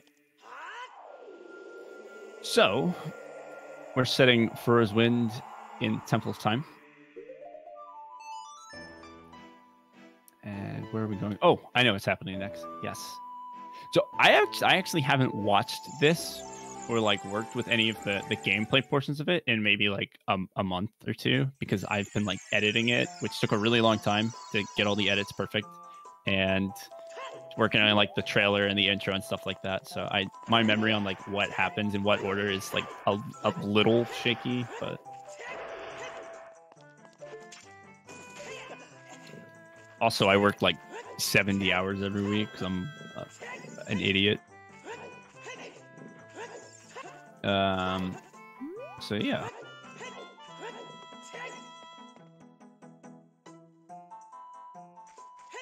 I like my job. So I'm kind of kidding. Check out this manipulation.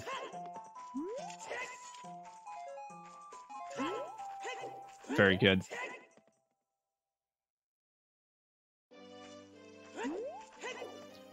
I do dirt. I do dirt.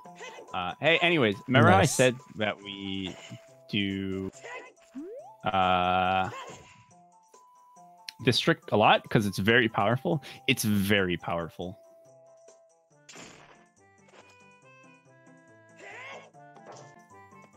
So we have Farore's Wind set in Temple of Time, and our coordinates are like our spawn point is set to entering Lost Woods from Kokiri Forest, and the coordinates for that I think are almost like 000, like it's very close to it. And so I will return to the map of Farore's Wind with the coordinates of my spawn, which puts me like kind of right next to the Master Sword. So that's cool.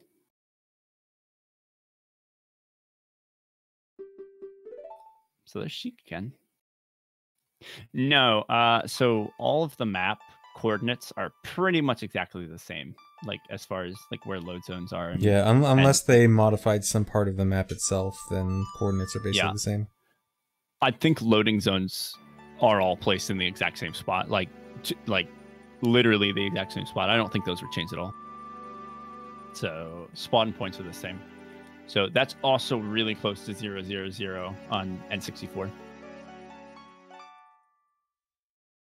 Yeah, you can also avoid warp here on N64. It was actually an idea for like adult dot skip with bottle on B for a while, but it was just you can actually do it. It's just so much setup time.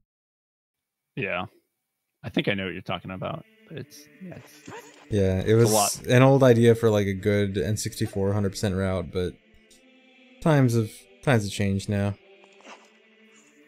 Okay, so I have Deku stick on B right now, so I'm gonna dupe over it real quick. Just get rid of it. Get bottle on B. And I'm gonna put the Master Sword down. Yeah, so those weren't dupe swords. Those were actually Deku sticks. But when I hold them in my hand, they look like a Hylian shield. But then when I break them, they look like the Giant's knife. But they're actually Deku sticks. So, hey, remember how I had to go get Zora's letter or Rita's letter? It's because I'm going to use it for Bottle Adventure. Nice. Yeah, is nice. So Rudo's letter links to Deku nut amount or ammo. So I don't remember how many Deku nuts I had. What dungeon am I doing next? Oh, I know what I got. Yeah, I know what I got. So I have something on my B button right now. So I Bottle Adventure basically. How would you explain it? It's hard. It takes the value of whatever. Well, on original it's on C, right? I think in this game, what is it? It's the 2 button. It's the 2 button, which I had Rudo's letter. So yeah, so it takes whatever. It takes the value that that item is pointing to. Sometimes it's itself, or sometimes it's another item value in the case of bottled items. And in this case, it's the amount of Deku nuts that I had. Yeah, exactly. And it'll put the item of that value on Link's B button. Right. And so, however many nuts Ben had when going forward in time, that item value is going to be on B. In OOT 3D, it does not update that B button. It just kind of shows the sword still. So I guess it's a mystery. It is a mystery, and you actually won't find out for a little bit because the setup for this next dungeon is also quite extensive. Hey, look, it's that cool little hookshot jump again. Oh, I think I might know what it is. We're doing it for something different this time, though. So I don't have a sword right now, so that triple slash Navi dive that I was doing earlier, I can't do it. There is another version that requires like a really precise. I didn't have a setup for it, and it would have taken me like a really long time to find one because the setup as child took me hours and hours and hours to find. So I did that. It probably wasted like 2 seconds, but it's also kind of cooler. So, quick question: when you did that mega flip to get out of bounds there to skip the loading trigger, if you went back in there, would it crash on this game? No. Because it always crashes in regular OOT, even though it doesn't seem like it's loading that much. No, you can load a whole bunch of those skull kids. That is very interesting. You can make a lot of them, and it starts to lag really, really bad. But it's cool. And I like it. That's strange, because in OOT, no matter what version you're on, one double load and it crashes. You can't double load that area at all. The way that loading like an area multiple times works in this game is different than on N64. It's strange. Oh. Hey, this ledge flip is really cute. I like it. I'm also really slow at it. You have to like let go of the ledge at like a really specific time to like not be back in bounds there. Oh, this is good. I hope you like this. Oh, entering Jabu as adult. Type trick. Whee! There he goes. So remember I said all the loading zones were like in the exact same spot? They actually moved that one. They moved Jabu's loading zone because they wanted to fix being able to jump slash on top of Jabu to get in as child. The downside is that on the adult now map, you can get in as adult. It's in the same spot, so they moved it to a place where you can like really easily just walk right in. Yeah. Yeah, some of the fixes they did in this game to like remove glitches from the original ended up backfiring and resulted in better glitches in this. I haven't even talked about Grezzo, the company who's licensed to make this game. They did a lot of really weird like band-aid patches where they didn't really fix the glitch. They kind of just, it's like a gaping wound and they just put a little band-aid on it and they're like, that'll fix it. Broken arm, here's a band-aid. Yeah, that's probably a better example. And my favorite one is they didn't want you getting into Bottom of the Well as child without learning the Song of Storms. There's many ways to do that, by the way. They didn't fix it very well, spoilers. So they put a big rock in front of the loading zone. But because I think they knew about the method where you could anger a cucko and backflip into the well, like during that little cutscene. And there's only cuccos in Kakariko Village during the daytime. So they put a big rock in front of the loading zone. But it's only there during the day. The rock has a family. It's got to go home at night to feed its kids. And the big rock isn't there anymore. Yeah, there's so some fantastic glitch fixes in this game. Okay, we're gonna do something pretty wacky here. We got the odd mushroom, and we're gonna do some cool stuff with it. Oh yeah, the damp next time you get a chance to talk about it, you gotta talk about the damp HP. Okay, yeah, we'll have time in a second. Okay, so we kind of need a horse. And since there isn't really any easily accessible ISG stuff in this game, we're going to do this. And it's cool. Kind of just doing some acrobatics on those fences. And now we have horse. There he is. Or she, I guess Epona is a girl, right? Yeah. Yeah, there she is. Cool. And yeah, it's good. N64 can do it faster, but we can do it cooler. So yeah, that was definitely pretty cool. I like it. Get owned, kid. I like it too. So the reason we need Epona here is spoilers. Okay. When a timer expires for a trade item, right? So like the odd mushroom that I have right now, it actually will set whatever was on the B button. If it wasn't a sword, it'll return it to what is known as the temporary B value. So right now I have an item that is not sword on my B button. And so if I let that timer expire, it's going to put, I think, a Deku stick on B, because that's just like the default like 0 value. But getting on Epona actually sets temp B, so to what you currently have. So the item that I have on B is now my temp B value. But if I grab a ledge or like climb a ladder or something like that, I forget all the stuff that you can't do, but there's a couple of things that I can't do right now, or else my temp B will get set back to default. So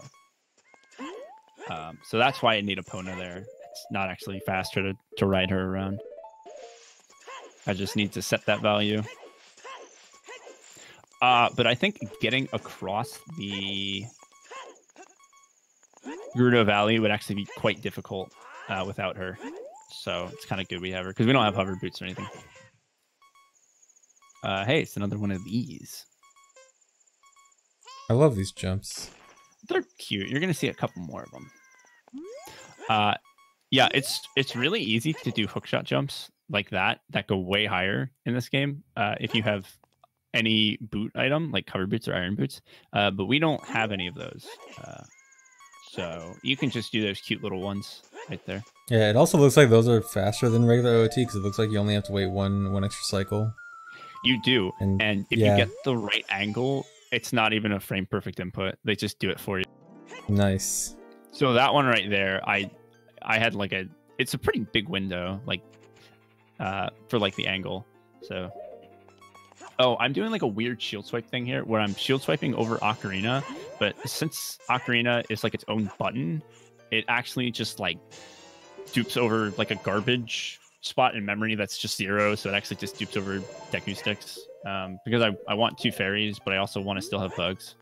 I think I didn't quite have enough time here. I probably could have made it, but I wanted to be safe, so I kind of just paused the timer with trade item for like a sec there.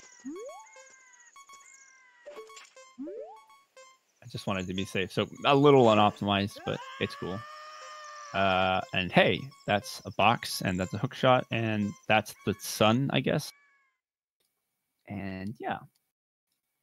So what that did is that took me back to Lost Woods, because it's trying to take me back there because of the odd mushroom, but it set the coordinates of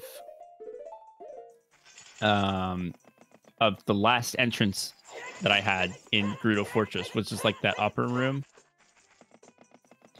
So right now my coordinates are like way, like, not very close to 0, 0, 0. Because remember I said 0, 0, 0 is kind of like the front of Lost Woods. So my coordinates are like way in the back, right?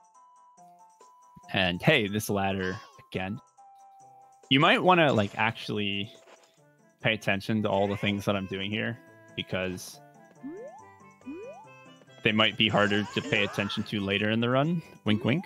But yeah, here's this again. This is very busted. So combining this void warp with an odd mushroom void warp is like super busted, because we can pretty much get the room number and coordinates of like any room in the game that doesn't require opening a door. That's basically any of the Lost Woods rooms, right? Yeah, because Lost Woods has like a ton of rooms. Yeah, wow. So we can just like do so many coordinates and room numbers with it.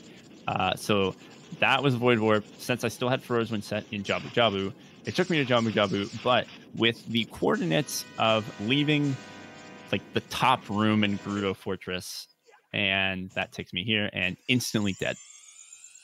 Just scary intro cutscene. Good try, Link. You did your best. Hey, that item I had on the beep button, it's the boomerang.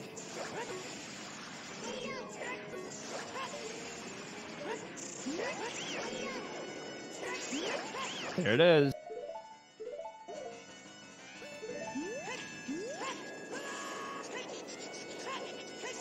So I actually make a bit of a mistake here. I throw too many Deku nuts, and I'll have to fix that a bit later. It only wastes maybe like 2 seconds in the grand scheme of things. Strat, the best strat for Baronade. Yeah, so the hammer doesn't damage Baronade, so I just have to like throw pots. Yeah, without a sword, this is all you can do to damage Baronade. I'm gonna set Furor's Wind in here.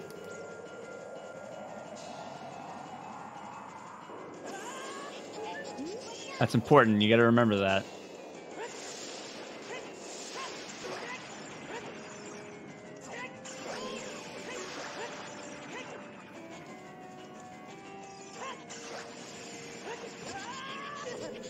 There goes.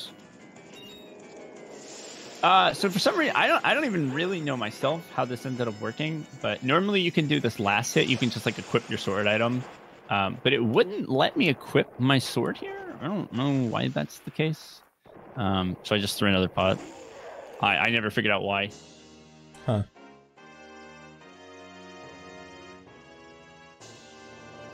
That's good. I kind of thought I was in the blue warp, but I wasn't, so I wasted a little bit of time there. And I also threw one too many Deku nuts, which I'm mad about. So don't laugh. I don't think chat's mad about it.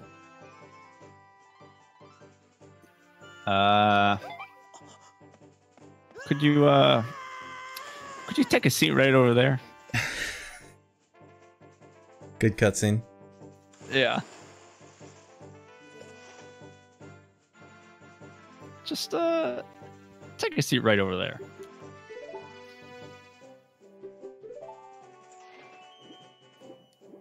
Oh yeah, so this is really weird. So if you get, remember I was talking about like frame perfect text boxes here.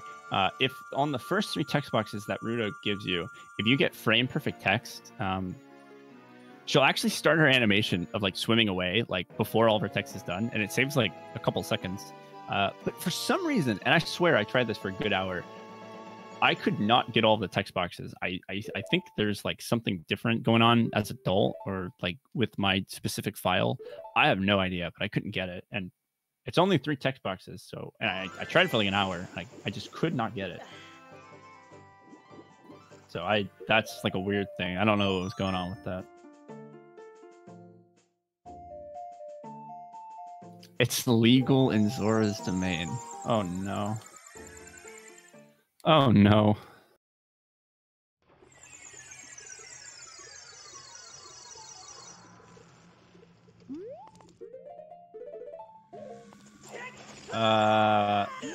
So yeah, we're just gonna take some damage here.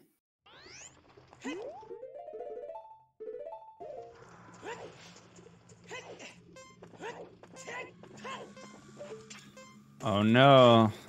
The timer's going down. Don't die. Link. Watch out, Link. Oh no. He's got AirPods in. Link. Oh no, he died.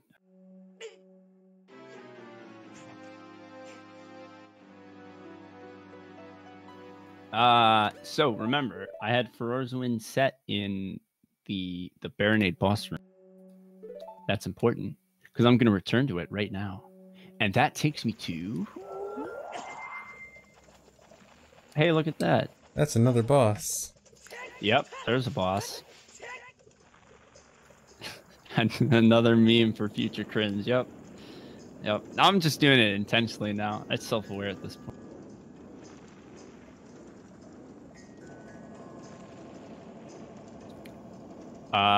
So I'd like to divert everyone's attention to Valvagia's arms during this cutscene.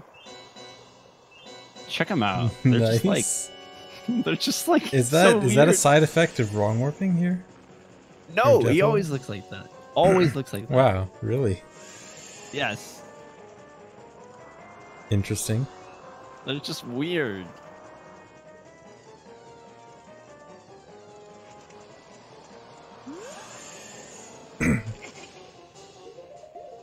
All right, so I'm getting Ocarina items there to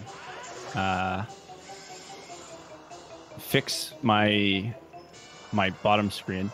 For some reason, if you jump slash with the hammer, I know I said earlier that if you jump slash, it'll gray out all of your items on the bottom and you won't be able to use them. But if you jump slash with the hammer or Deku stick, that doesn't happen. So I guess it's only sword. I'm not sure why. Gonna take a little bit of damage there. I didn't have enough explosives to do this all with bombs, so I had one flying segment, but it was still pretty fast.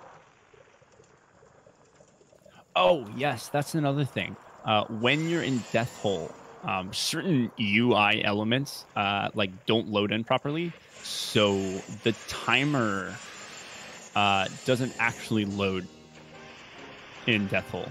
So I don't have to worry about dying from the heat.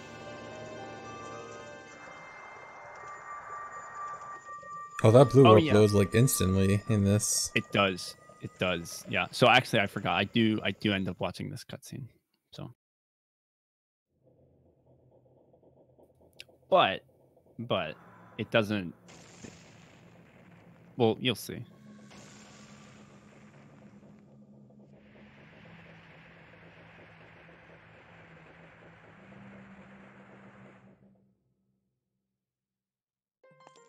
I mean, it's not actually that exciting, but you kind of just like... I don't see, actually. No, and you won't. But you can hear. I can. Whoops. So what happens there is you're actually like in the Chamber of Sages, like during... I think it's the Rauru cutscene, like the Light Medallion cutscene. And so like Raru's standing there, and if you throw a Deku Nut, you can actually like light up the scene and like walk around and see what's going on. But you couldn't see it, but I pulled a bomb there and death warped to get back to Temple of Time. So yeah, you can chill with Rauru in the Chamber of Sages. It's no big deal, you know. We're tight. We hang out.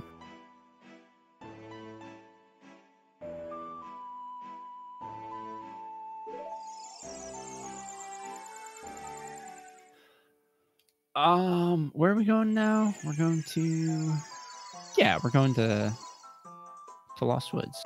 Oh yeah. Do we have some time to explain the Dampe thing? I don't know if this is coming up. Oh yeah, important. No, we're about to see that Lost Woods Void Warp again. So I think everyone's getting sick of that. So okay, yeah. In Ocarina of Time 3D, right? This is another one of those like broken arm band-aid fixes that Grezzo did again. So it's very, very good. On N64, there is an oversight, a glitch where if you get the heart piece from Dampe from the heart pounding grave digging game, and you don't pick up the heart piece, I don't know why you'd ever do that, but if you don't pick up the heart piece and you leave the area, you will never be able to get that heart piece ever again. It's gone, and he will never dig it up again because you didn't pick it up. You're an idiot. You didn't get it. But in this game, they fixed it. So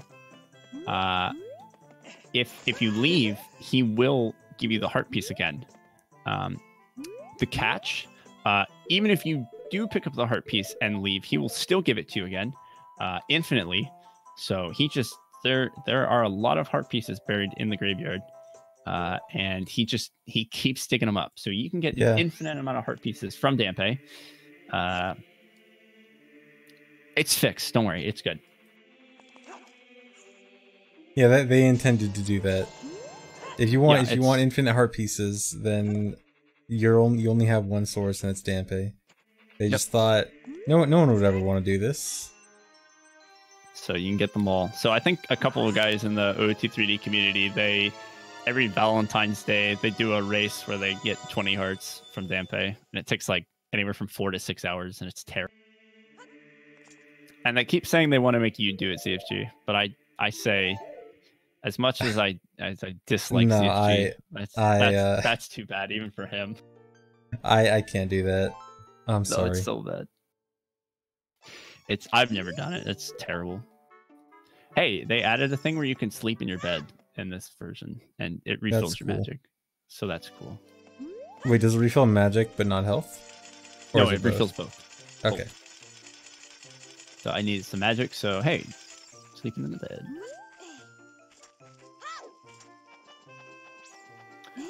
This segment coming up is one of my favorites. It also took me a really long time to do.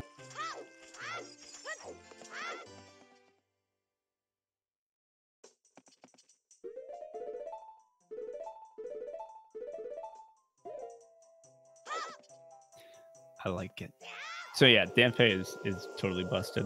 But guess what? They actually, like, for real, they for real fixed it in the Chinese and Korean versions of this game that came out about a year later in like 2012. This game came out in 2011. So for real, it was fixed. Amazing. I didn't know that. Along with a couple of other really weird things. So they fixed restricted items in those versions. Which isn't that weird. I mean, that was like a huge oversight. I don't know how they let that one slip through the crack. But they also tried to fix triple slash clip to escape forest, like Kokiri Forest. But the only way that they do it is by like turning your camera like a little bit so that you talk to the Kokiri guard instead of putting away your sword. But you can just like, A, you can manipulate the camera to like not do that, and B, wait, I'll explain that in a second. Check this out. This is awesome. I love this so much. Okay, so what I did there is I got a heart, and then I put down a bomb, and I got broken Deku stick, which is like a trick where you can break off the end of a Deku stick, and then I got ISG. But the thing is broken Deku stick does not have an animation for putting it away, which means that since there's no animation, you can put it away without losing ISG, which means that you are able to climb those vines. And now I'm going to ascend once again. We're going up. And side hop. That's very cool. And now we are in the Goma boss room. So that's another invisible seam. And that one goes high enough to actually clip you right to the ceiling. And you can just side hop right into the loading zone. And it's very cool. And I like it. Oh, you can use the gyro camera to start the cutscene? Yes, you can. It's a little bit faster. That's actually super cool. It's sick. I like it.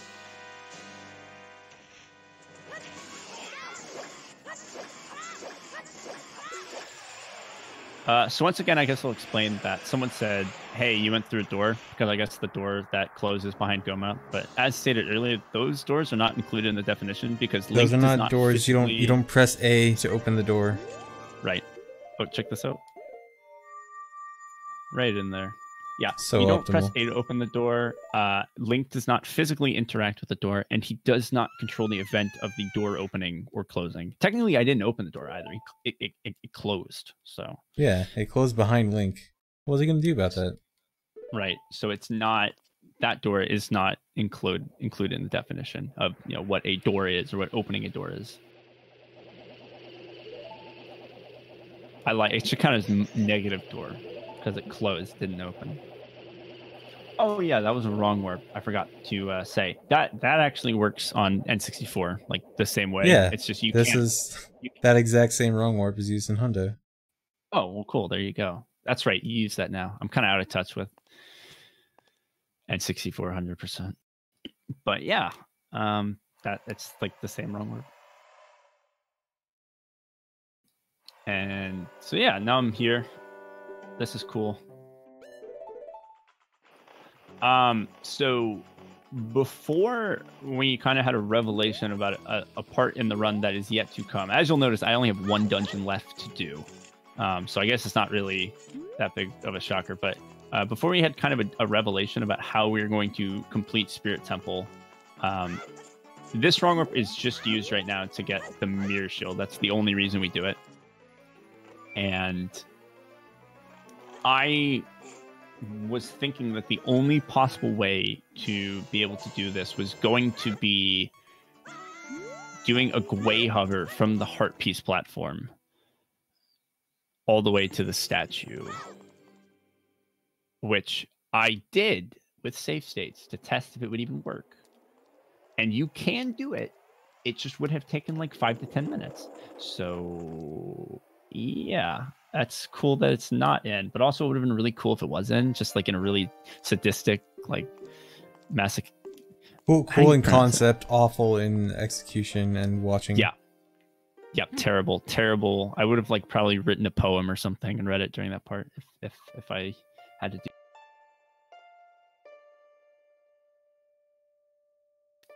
And we're just gonna get the Requiem real quick.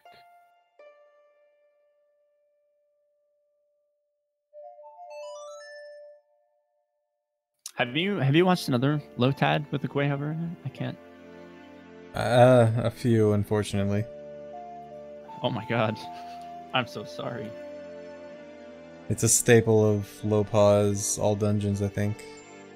Okay, well, I'm glad I didn't have to subject anyone to that today, because that would have... Yeah, I've watched that enough. So is this RT or is this Lotad? So everything in this run was done in real time, but there was safe stating. That has all been edited out to give it the appearance of a solid, fluid, single segment speedrun. So it's sliced, spliced, banned. Yep. I don't know. I feel like what this is doesn't really... I'd say the closest thing to it is a Lotad, but I don't even know if it really like fits that super well. I feel like there needs to be like a new term for it, but... I would just call it like an exhibition run. Sure, we can go with that. But I think a segmented speedrun, like a lot of people are saying segmented, I feel like a segmented speedrun... Yeah, it's not quite segmented. Kind of implies that like you save and quit the game. Yeah. And then like those are the segments. So that's kind of already a thing. Although I would say that's a pretty good description. That already kind of exists and it's kind of different. This trick is pretty cool actually. So I entered this grotto here, right? And then I set Farore's Wind. Normally if you set Farore's Wind in a grotto, what it does is it sets it to like where you last were, like your last like loading zone outside of the grotto. But since I was in Lakeside Lab, that actually has like a dedicated loading zone tied to it.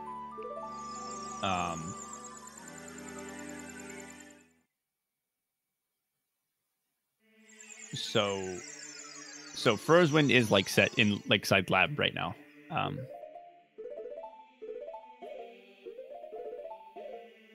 So I guess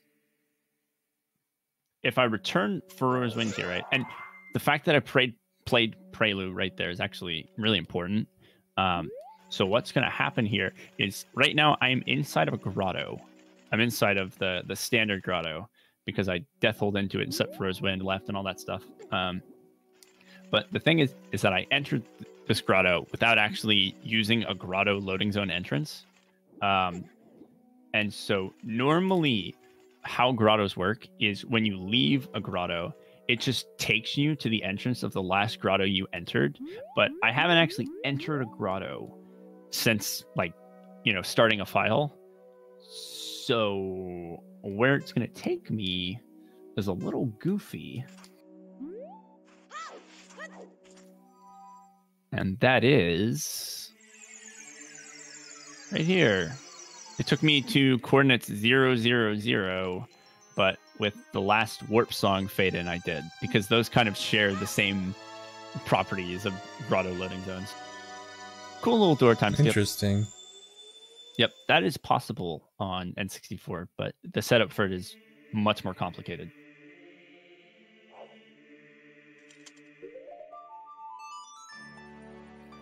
Okay, so only one more dungeon to do.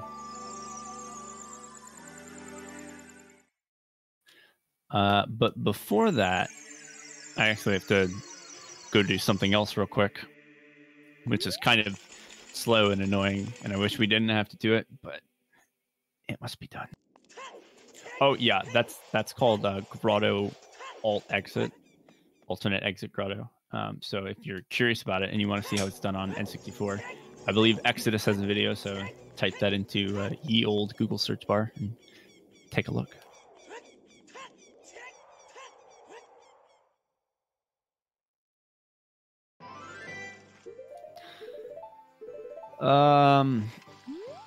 So spoilers, the setup for Spirit Temple is intense. There's a lot of stuff that needs to happen. Spirit Temple is difficult because the boss that we need to beat is not in the first room of Spirit Temple boss, right? Because that's where the Naboru knuckle fight happens. Yeah, she's behind 2 doors. She's behind 2 doors, which normally we can just, you know, clip behind the boss door, and then, you know, we're in the boss fight. But we have 2 other doors that we need to get past. So loading the 3rd room, or room 02, is, you got to jump through a lot of hoops to be able to do that. And I mean, obviously it's possible because, you know, this run is a thing and it's happening.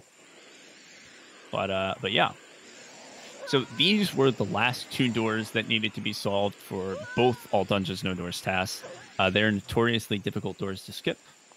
We're gonna make it happen. Watching this cutscene is actually kind of unrelated to the setup of Spirit Temple. This is for something else, but we do need to watch this cutscene. So slow, but you got to do it.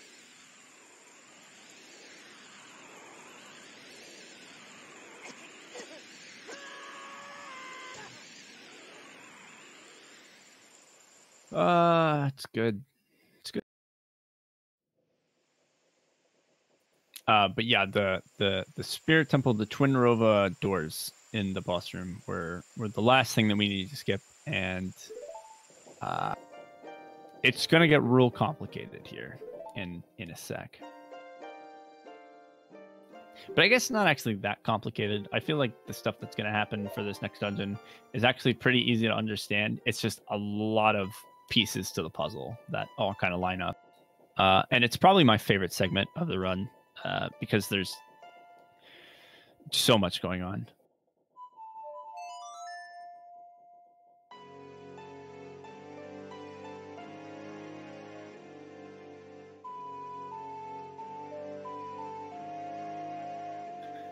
But yeah, we're just, you know, Nocturne of Shadow.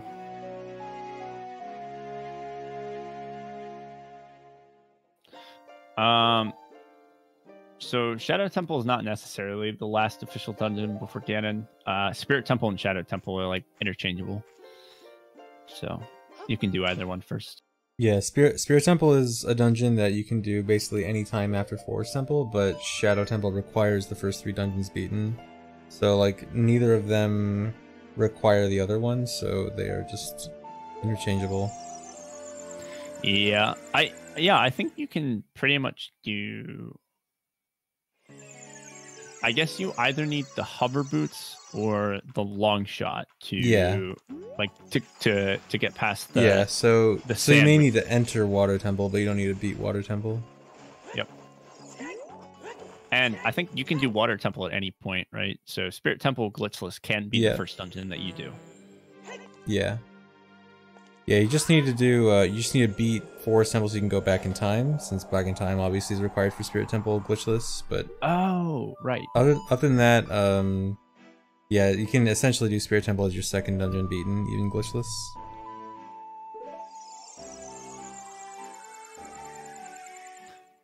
So I set Pharaoh's Wind in Spirit Temple. And hey, I'm going back to Lost Woods. Guess what I'm doing?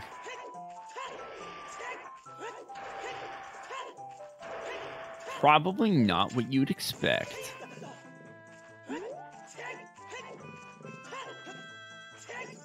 But also maybe sort of possibly what you expect. Just not totally exactly what you expected. I think I've seen this part before. I think I'm getting deja vu. Maybe. So you maybe thought that we were going to go right there, but guess what? We're going left. We're getting the odd mushroom again.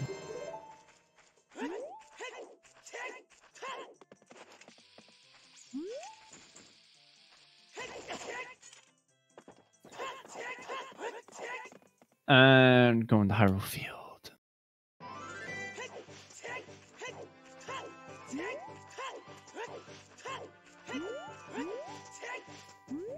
And now guess where we're gonna go. I mean, it's not that big of a surprise, but yeah. Oh, I should also mention that when we were going to get the Mirror Shield as a child, we also did Bottle Adventure. Again, I didn't point that out. But yeah, we did Bottle Adventure. So I have something on the B button that is not the Master Sword right now. And that'll actually be important here in a second. Yeah, nice backflips. Don't laugh, please. Please don't laugh. So the reason I'm back walking here instead of doing like a Hess or something is because I don't have any bombs left. And spoilers, I kind of need to wait for this timer anyways, so that's just what I'm up to.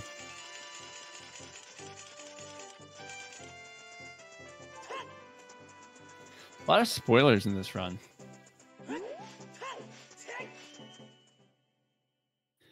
What can you do? You hate to see it.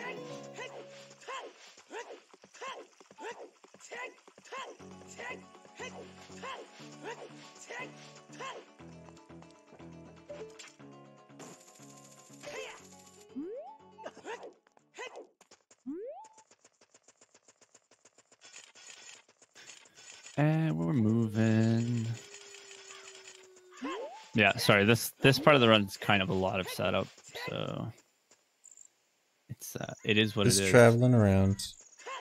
Yeah. Oh yeah, that's it. Someone noticed it. Long shot, right? Oh, that's cool. Oh, so long shot was just needed to get over Gerudo Valley? No. Or more That's than not that? what it was needed for. More than that. Mm-hmm. That's just an added benefit. Just an added benefit.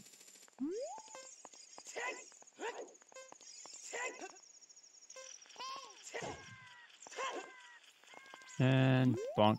Very cool. So I kind of have to get a roundabout way to get into this room because as I was saying earlier, climbing like ledges or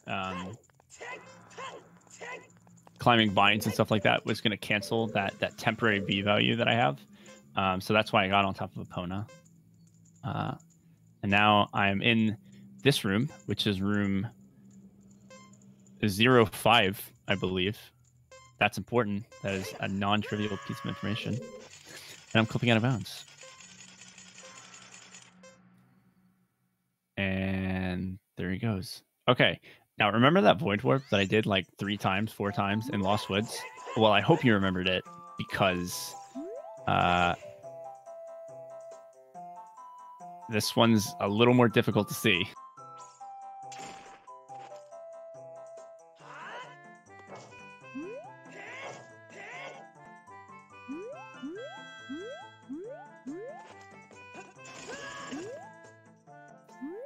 I have no idea how that worked. Yeah, that looked very scary.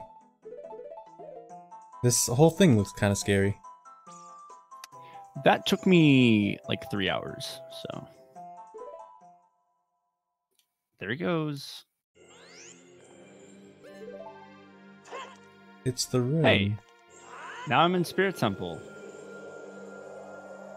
Again, but I'm not where you would think I am. So you can see what room is loaded in the background right there. It's the big main statue. Oh, yeah. Yep. So there it is. Right now, just to give you a little hint, I am in the I'm actually in the first room. But I'm on the adult side, like where the BMOS is. I'm standing pretty close to where the BMOS would be. Like behind the big silver block. So that's where I'm at. But I need to leave. And, oh, so this is actually I think this is the biggest mistake that I made in the entire run is before I went to go get the Nocturne of Shadow, I should have caught fairies here, and I didn't. And it was still faster to come back here and get fairies from here since I could get 2 while playing Zelda's Lullaby once. So that wasted like 30 or 40 seconds. Or probably not that much, but yeah, it was a dumb mistake and it was really bad. And I regret it, but by the time I realized it, I was like, I had done that really difficult segment with the void warp with the invisible collision that took me like 3 hours, and I'm like, I am not doing that again. So, hey, there's a grotto there. Is that the only thing Song of Storms was necessary for? No, the only thing that Song of Storms was necessary for was the grotto in Hyrule Castle. Okay. When I did the double Death Hole Wrong Warp. Yeah. All the other times I've used it 2 other times. I used it in Gerudo Fortress to get some fairies, and I used it there just because it's actually a really fast Death Hole like spot.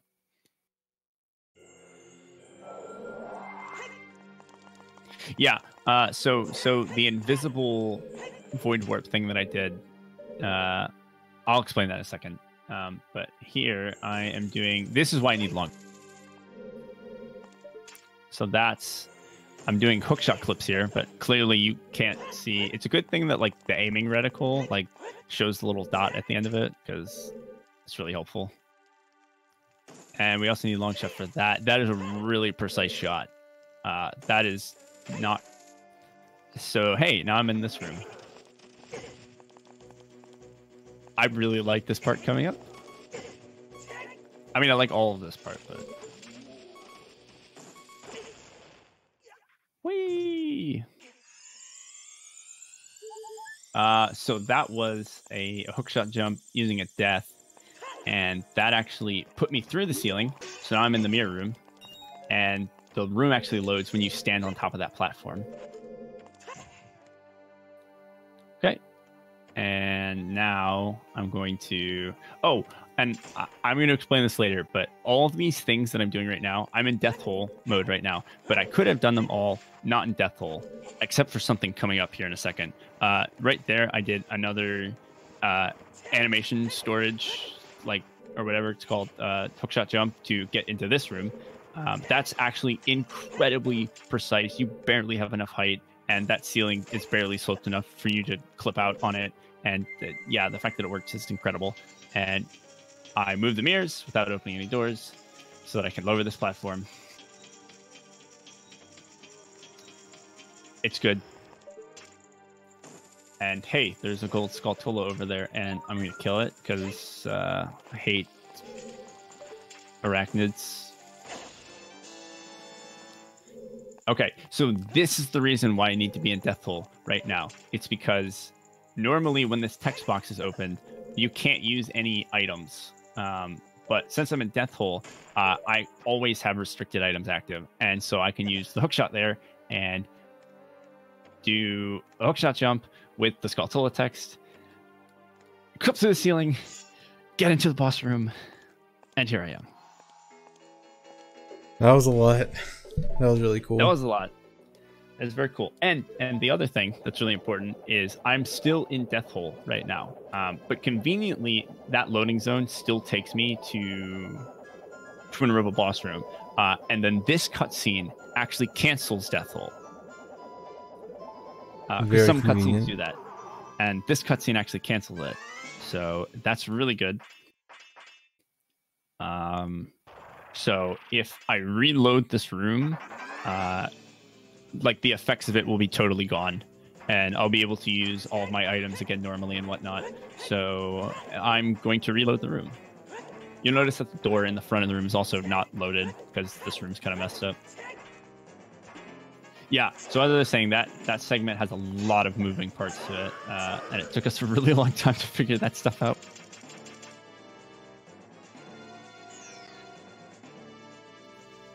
Okay, so I use the Boru Knuckle to clip out of bounds there.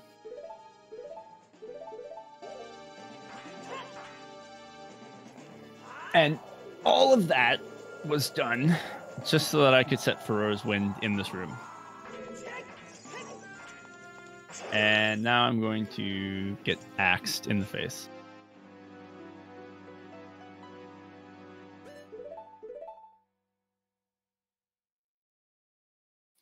So, good.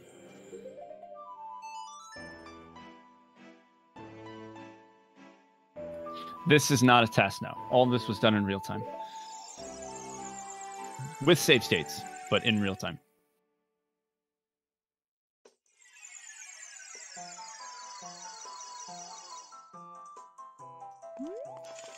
Hey, we're back here. Does this mean what I think it means? Well, it can only mean one of two things, probably. So it's your guess as to which it means. Is it RTA viable? Maybe. I wouldn't want to do it, that's for sure. It would be very difficult. Seems like very difficult, but technically yes. Technically, yes. I want to say all of the Void Warps in Lost Woods, I would not want to even do one of them without save states, because they're all very, very... Getting on top of that tree branch with the Bombchu, very hard. Doing it blind... Oh, that's the other thing. I didn't have to do that part blind. I could have loaded the room with the bridge. But I didn't need to. Okay, this is really important. You've got to do this. And you've got to do all of this exactly the way that I'm doing it. And the reason why is because you just have to. Okay, so trust me.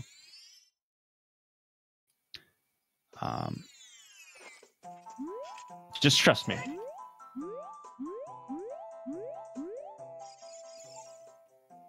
Okay. This is honestly so complicated, I don't even know how to explain it, but I'm just... So the way I'm moving here is... Listen, okay, you got to do it. Especially this part. Very important.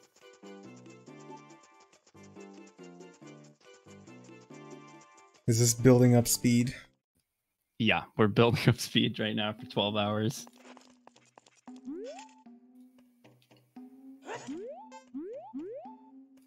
Okay. All right. That was close. That was close. That was a little scary. Okay. Okay, don't laugh. Uh-oh. Don't laugh. Don't laugh. I think I can save this. Okay. All right. Okay, don't laugh. Dude. No. Don't You laugh. keep messing up, dude. Dude, the trick isn't gonna work now. Don't laugh. I think I can save it. Okay. Don't laugh.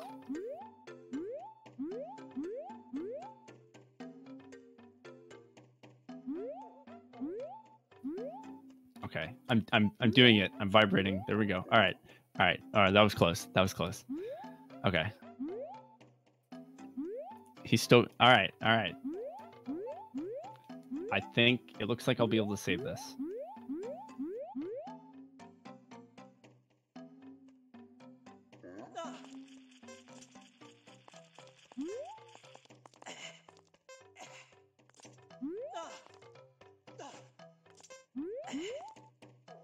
Oh, just in time. Okay, yeah, okay. Plenty of time left. Okay, so all of that I did right there was so that I could get into this spot at exactly the right time, which I believe is 7 seconds on the timer. So it's a really good thing that I was able to do all of those things perfectly and make it here with just enough time to spare. Yeah, I think like one more mistake and you would have missed it. I think so. That would have been a shame. So we did it. We did it. Oh, sorry, 6 seconds. My bad.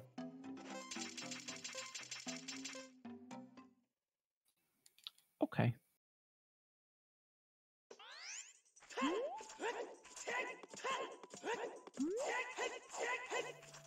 So it technically would have been faster to do this thing blind again, but it only takes about like 5-ish seconds to load the area. So I wasn't going to do it blind again. I did it once.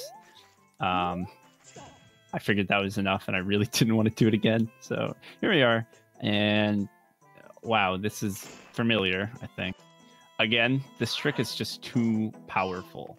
It's so powerful. Blast Bomb Chew. There he goes. And Furrow's Wind is still set in Twinrova's room, right? Yes. Furrow's Wind is set in Twinrova's room. And here we go. My coordinates are entering Goron City from Lost Woods.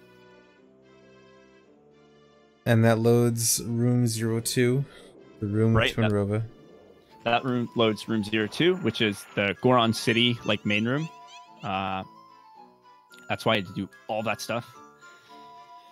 Just so that I could... Oh, I'm sorry, from Goron Shop. That was from Goron Shop. Yes, absolutely correct.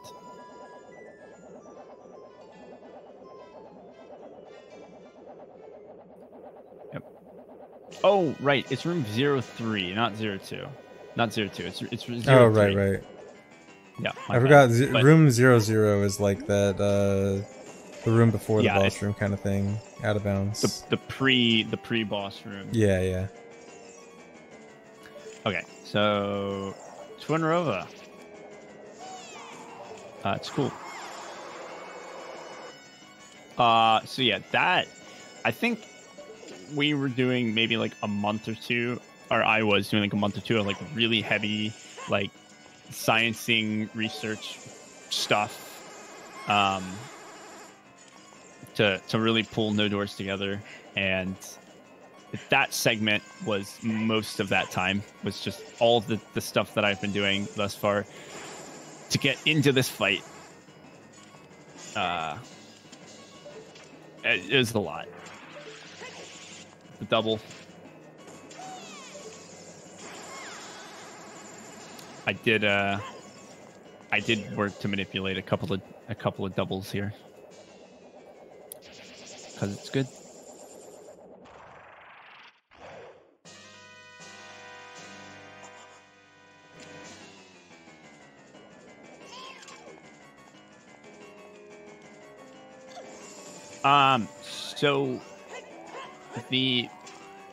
So one thing I never mentioned is that power cross stabbing does not work in Ocarina of Time 3D. So getting a one cycle here with power cross stab is not possible. However, you can get a one cycle if you have the big Goron sword or the giant's knife. It's just the problem with the giant's knife is that if you are too close to Twinrova, when you jump slash, the sword will actually break. So I have to take I have to walk away from her every time I do a jump slash to get that one cycle. Oh, is it because of like when the landing hitbox like hits her multiple times? It's because of the same reason that like remember how I did B1 skip with the Deku stick? Yeah. Right. So that actually, when you do that method, you actually get broken Deku stick from it, because like the tip of the Deku stick like hits the wall behind you. And so if you jump slash, and Big Goron Sword's like the same way. It's like the hitbox goes behind your head. So if you jump slash too close, you'll actually kind of clip inside Twinrova's hitbox a little bit. And the back of the sword that's like behind your head will actually clip Twinrova, and it'll break off. Oh, wow. Yep.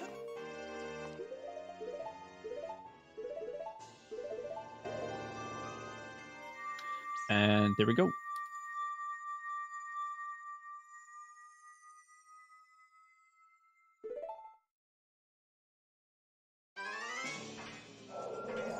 And hey, we're back here.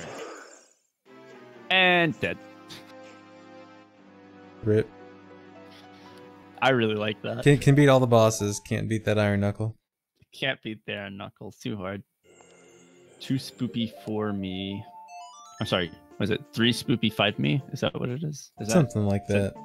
2013, 2014 humor. We're going back. We're just gonna progressively get older and older memes. Yeah, they're gonna get cringier and cringier as we go.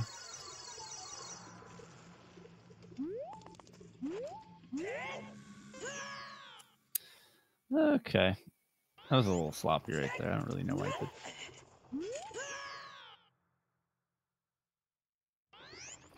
So yeah, we beat all of the dungeons. So that means there's only one thing left to do, which is beat the game.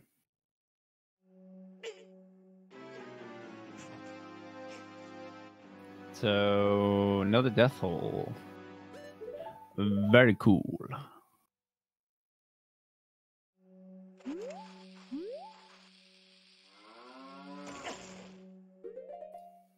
Cow.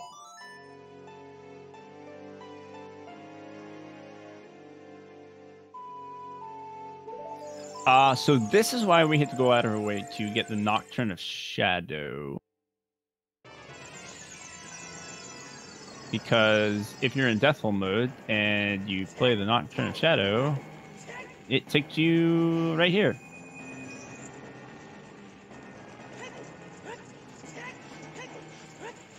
So there we go. That's extremely convenient. It is extremely convenient. The other extremely convenient thing about it is that, as I said before, warp songs cancel Death Hole mode. So if you didn't cancel Death Hole and you went to that loading zone, it would, I believe, take you to the Ganon fight arena, but the screen would be totally black and you wouldn't be able to see anything, and you wouldn't be able to start the fight, and you wouldn't be able to beat the game. So the fact that Nocturne of Shadow cancels Death Hole and makes that loading zone work normally. Do all warp songs cancel Death Hole or only some? All of them do, yes. Okay. Because of the warping away cutscene. Certain cutscenes cancel it. Okay. And the cutscene of the little ball of light like going out and coming in cancel. So like incredibly convenient that works. Like right there, it's honestly kind of amazing.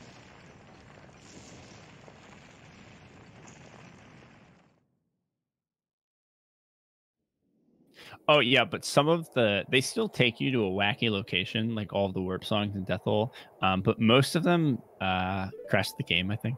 So. Oh, that's cool. Or I guess half of them, right? Because Nocturne, Bolero, and I think Requiem all take you somewhere, but Prelude, Minuet, and Serenade all crash, I think. So yeah, doesn't really good if you cancel. Doesn't do you any good if you cancel Death Hole if the game crashes. So.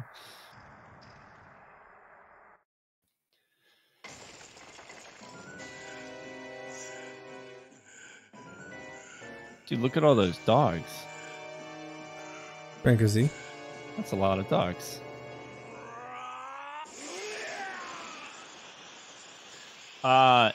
As a note, it is possible to skip losing the Master Sword here on 3DS, but it requires Din's Fire. You can't do like a traditional Super Slide. So we're just gonna have to do the first phase normally without the extra damage. So, oh well. I decided to make it flashy, so just a little bit. So we're gonna do this fight with the hook shot because that's way cooler, and it doesn't waste any time. It's actually very fast.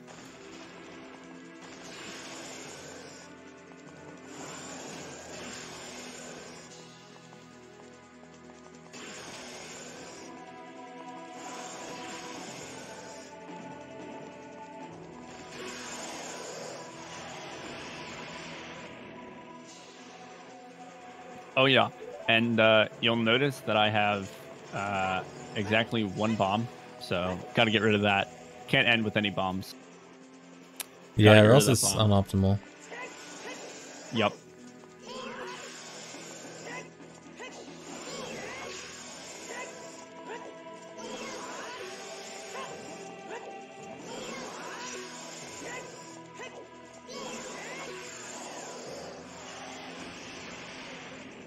All right, coming up on time. How many doors are we at again? Come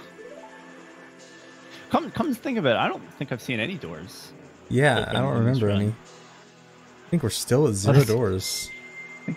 Oh, I think -1 is what we said earlier. Oh yeah, -1. Yeah. Yeah, we can go with that. All right, and that's it. No I think you beat regular OOT All Dungeons No Doors by like 1 minute. Hey, no, I did not. Hey, is this a surprise guest? It is. Yeah. Well, I just wanted to say that I endorse this run. That's it. Whoa, the highest praise. The highest praise. That's all I could have ever asked for. Oh man. Yeah, that was good. No, this is about 10 minutes slower than the. Oh wait, was it? Oh. It was like 20. Oh, 20, was it 24? I thought it was 34. No, I think it was 2:21, maybe. Wait, okay, chat. What's the time of regular OOT All Dungeons No Doors? Because I clearly forgot the time. And I do want to say, since this took me like 4 months to complete this entire thing with all like the editing, recording, all that stuff, some portions of this are a little obsolete by this point because due to things that we found, we probably would have ended up doing Deku Tree as adult with some newer tricks that were found, and we probably would have ended up that Tektite hover at the very beginning of the run wouldn't have been done. A faster, easier trick would have been done, and there's a couple of other optimization things. So I think just route changes alone could probably shave like 3 or 4 minutes off of this. Okay. And then with some optimization stuff, yeah. But I think okay, yeah, I was wrong. It was 2:21 for original OOT. I got my numbers mixed up. It was close. Still fairly close. I was really interested to see what this run would do, because the original one like heavily abused hovering, and with hovering, you know, essentially not in this game. I mean, kind of, but not nearly as useful. I was interested to see how this would adapt without hovering, and this was very cool. Yeah. I see the replacement for hovering is wrong warping. Death hole, wrong warping. Kind of void warping and death hole. Yeah, void plus death hole. I do want to say though, everything in this run was possible without that Lost Woods void warp spot, except for beating Spirit Temple, like with a slightly different method, in some way. So as I said, some variety was cut out by using that, but it's too powerful. How much time do you think it would have added if you only used that for Spirit Temple and did the other methods for the other ones? Probably. Oh man, maybe 10 minutes, maybe 15. Okay, so wouldn't be huge. Wouldn't be too well, moderate. We'll call it moderate. Yeah. Okay, but yeah, this was a super cool run. How did chat like it? I'm seeing some dogs. I think that's a good I think dogs are usually positive. Bad smiley face. Yes, thanks.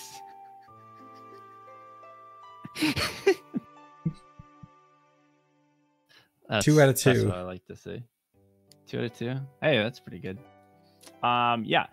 This run is not quite. I think I will have everything, like the final video versions, up on YouTube in the next 2 days. So, all right, that'll be good. ZFG, you can upload this commentary if you want, or not. Yeah, sure. And then let me know when the other version's up, and I can put it in the description. Okay. It's almost done rendering. So the version without commentary, I did add some commentary to the very, very beginning of it, where I just explained for 4 minutes like what the run is, and that version is not finished rendering yet. It'll be done tonight, and I will upload it. So it should be up in the next day or two. All right.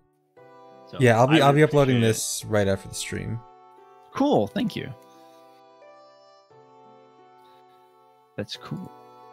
All right. So do we want to watch the credits, or what are we doing here? Oh, that's up to you. Chat, do you like the credits, or have you seen it enough? Dude, it's the same guy who said bad smiley face. Now he's saying no smiley face. Nice. I like this guy. Yes. Yes, no. Maybe. Ooh, I want to say something funny, actually. That scene right there with the Lake Hylia tree. I think that's the debug team that appears right there. And in any percent of this game, you wrong warp to the credits. And it wrong warps right to that part of the cutscene where the debug team. So the first thing you see when you finish the game is the debug team. Yeah. Fantastic. Really, really good.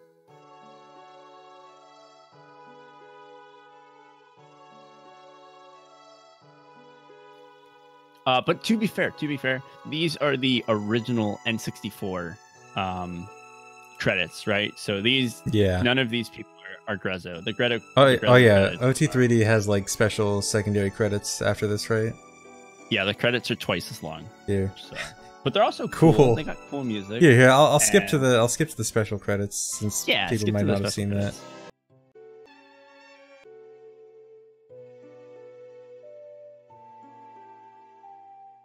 The Grezzo credits aren't quite as long. They're a little shorter.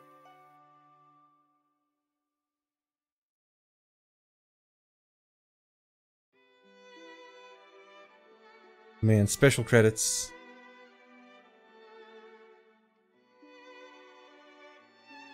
Yeah, so it's all spliced, all fake.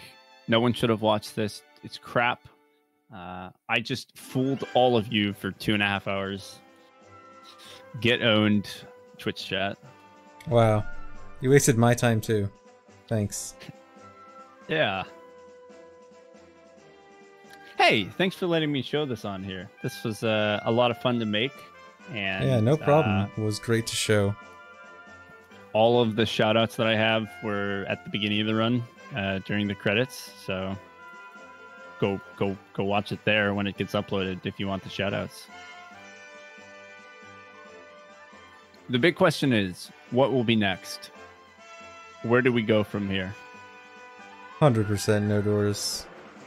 That's what I'd like to hear. Maybe one day. Certainly, I believe with all the recent developments, we could be getting closer. Oh, No Doors would be cool too. No Doors would be cool. Wait, is No Doors still not possible? It's the first two.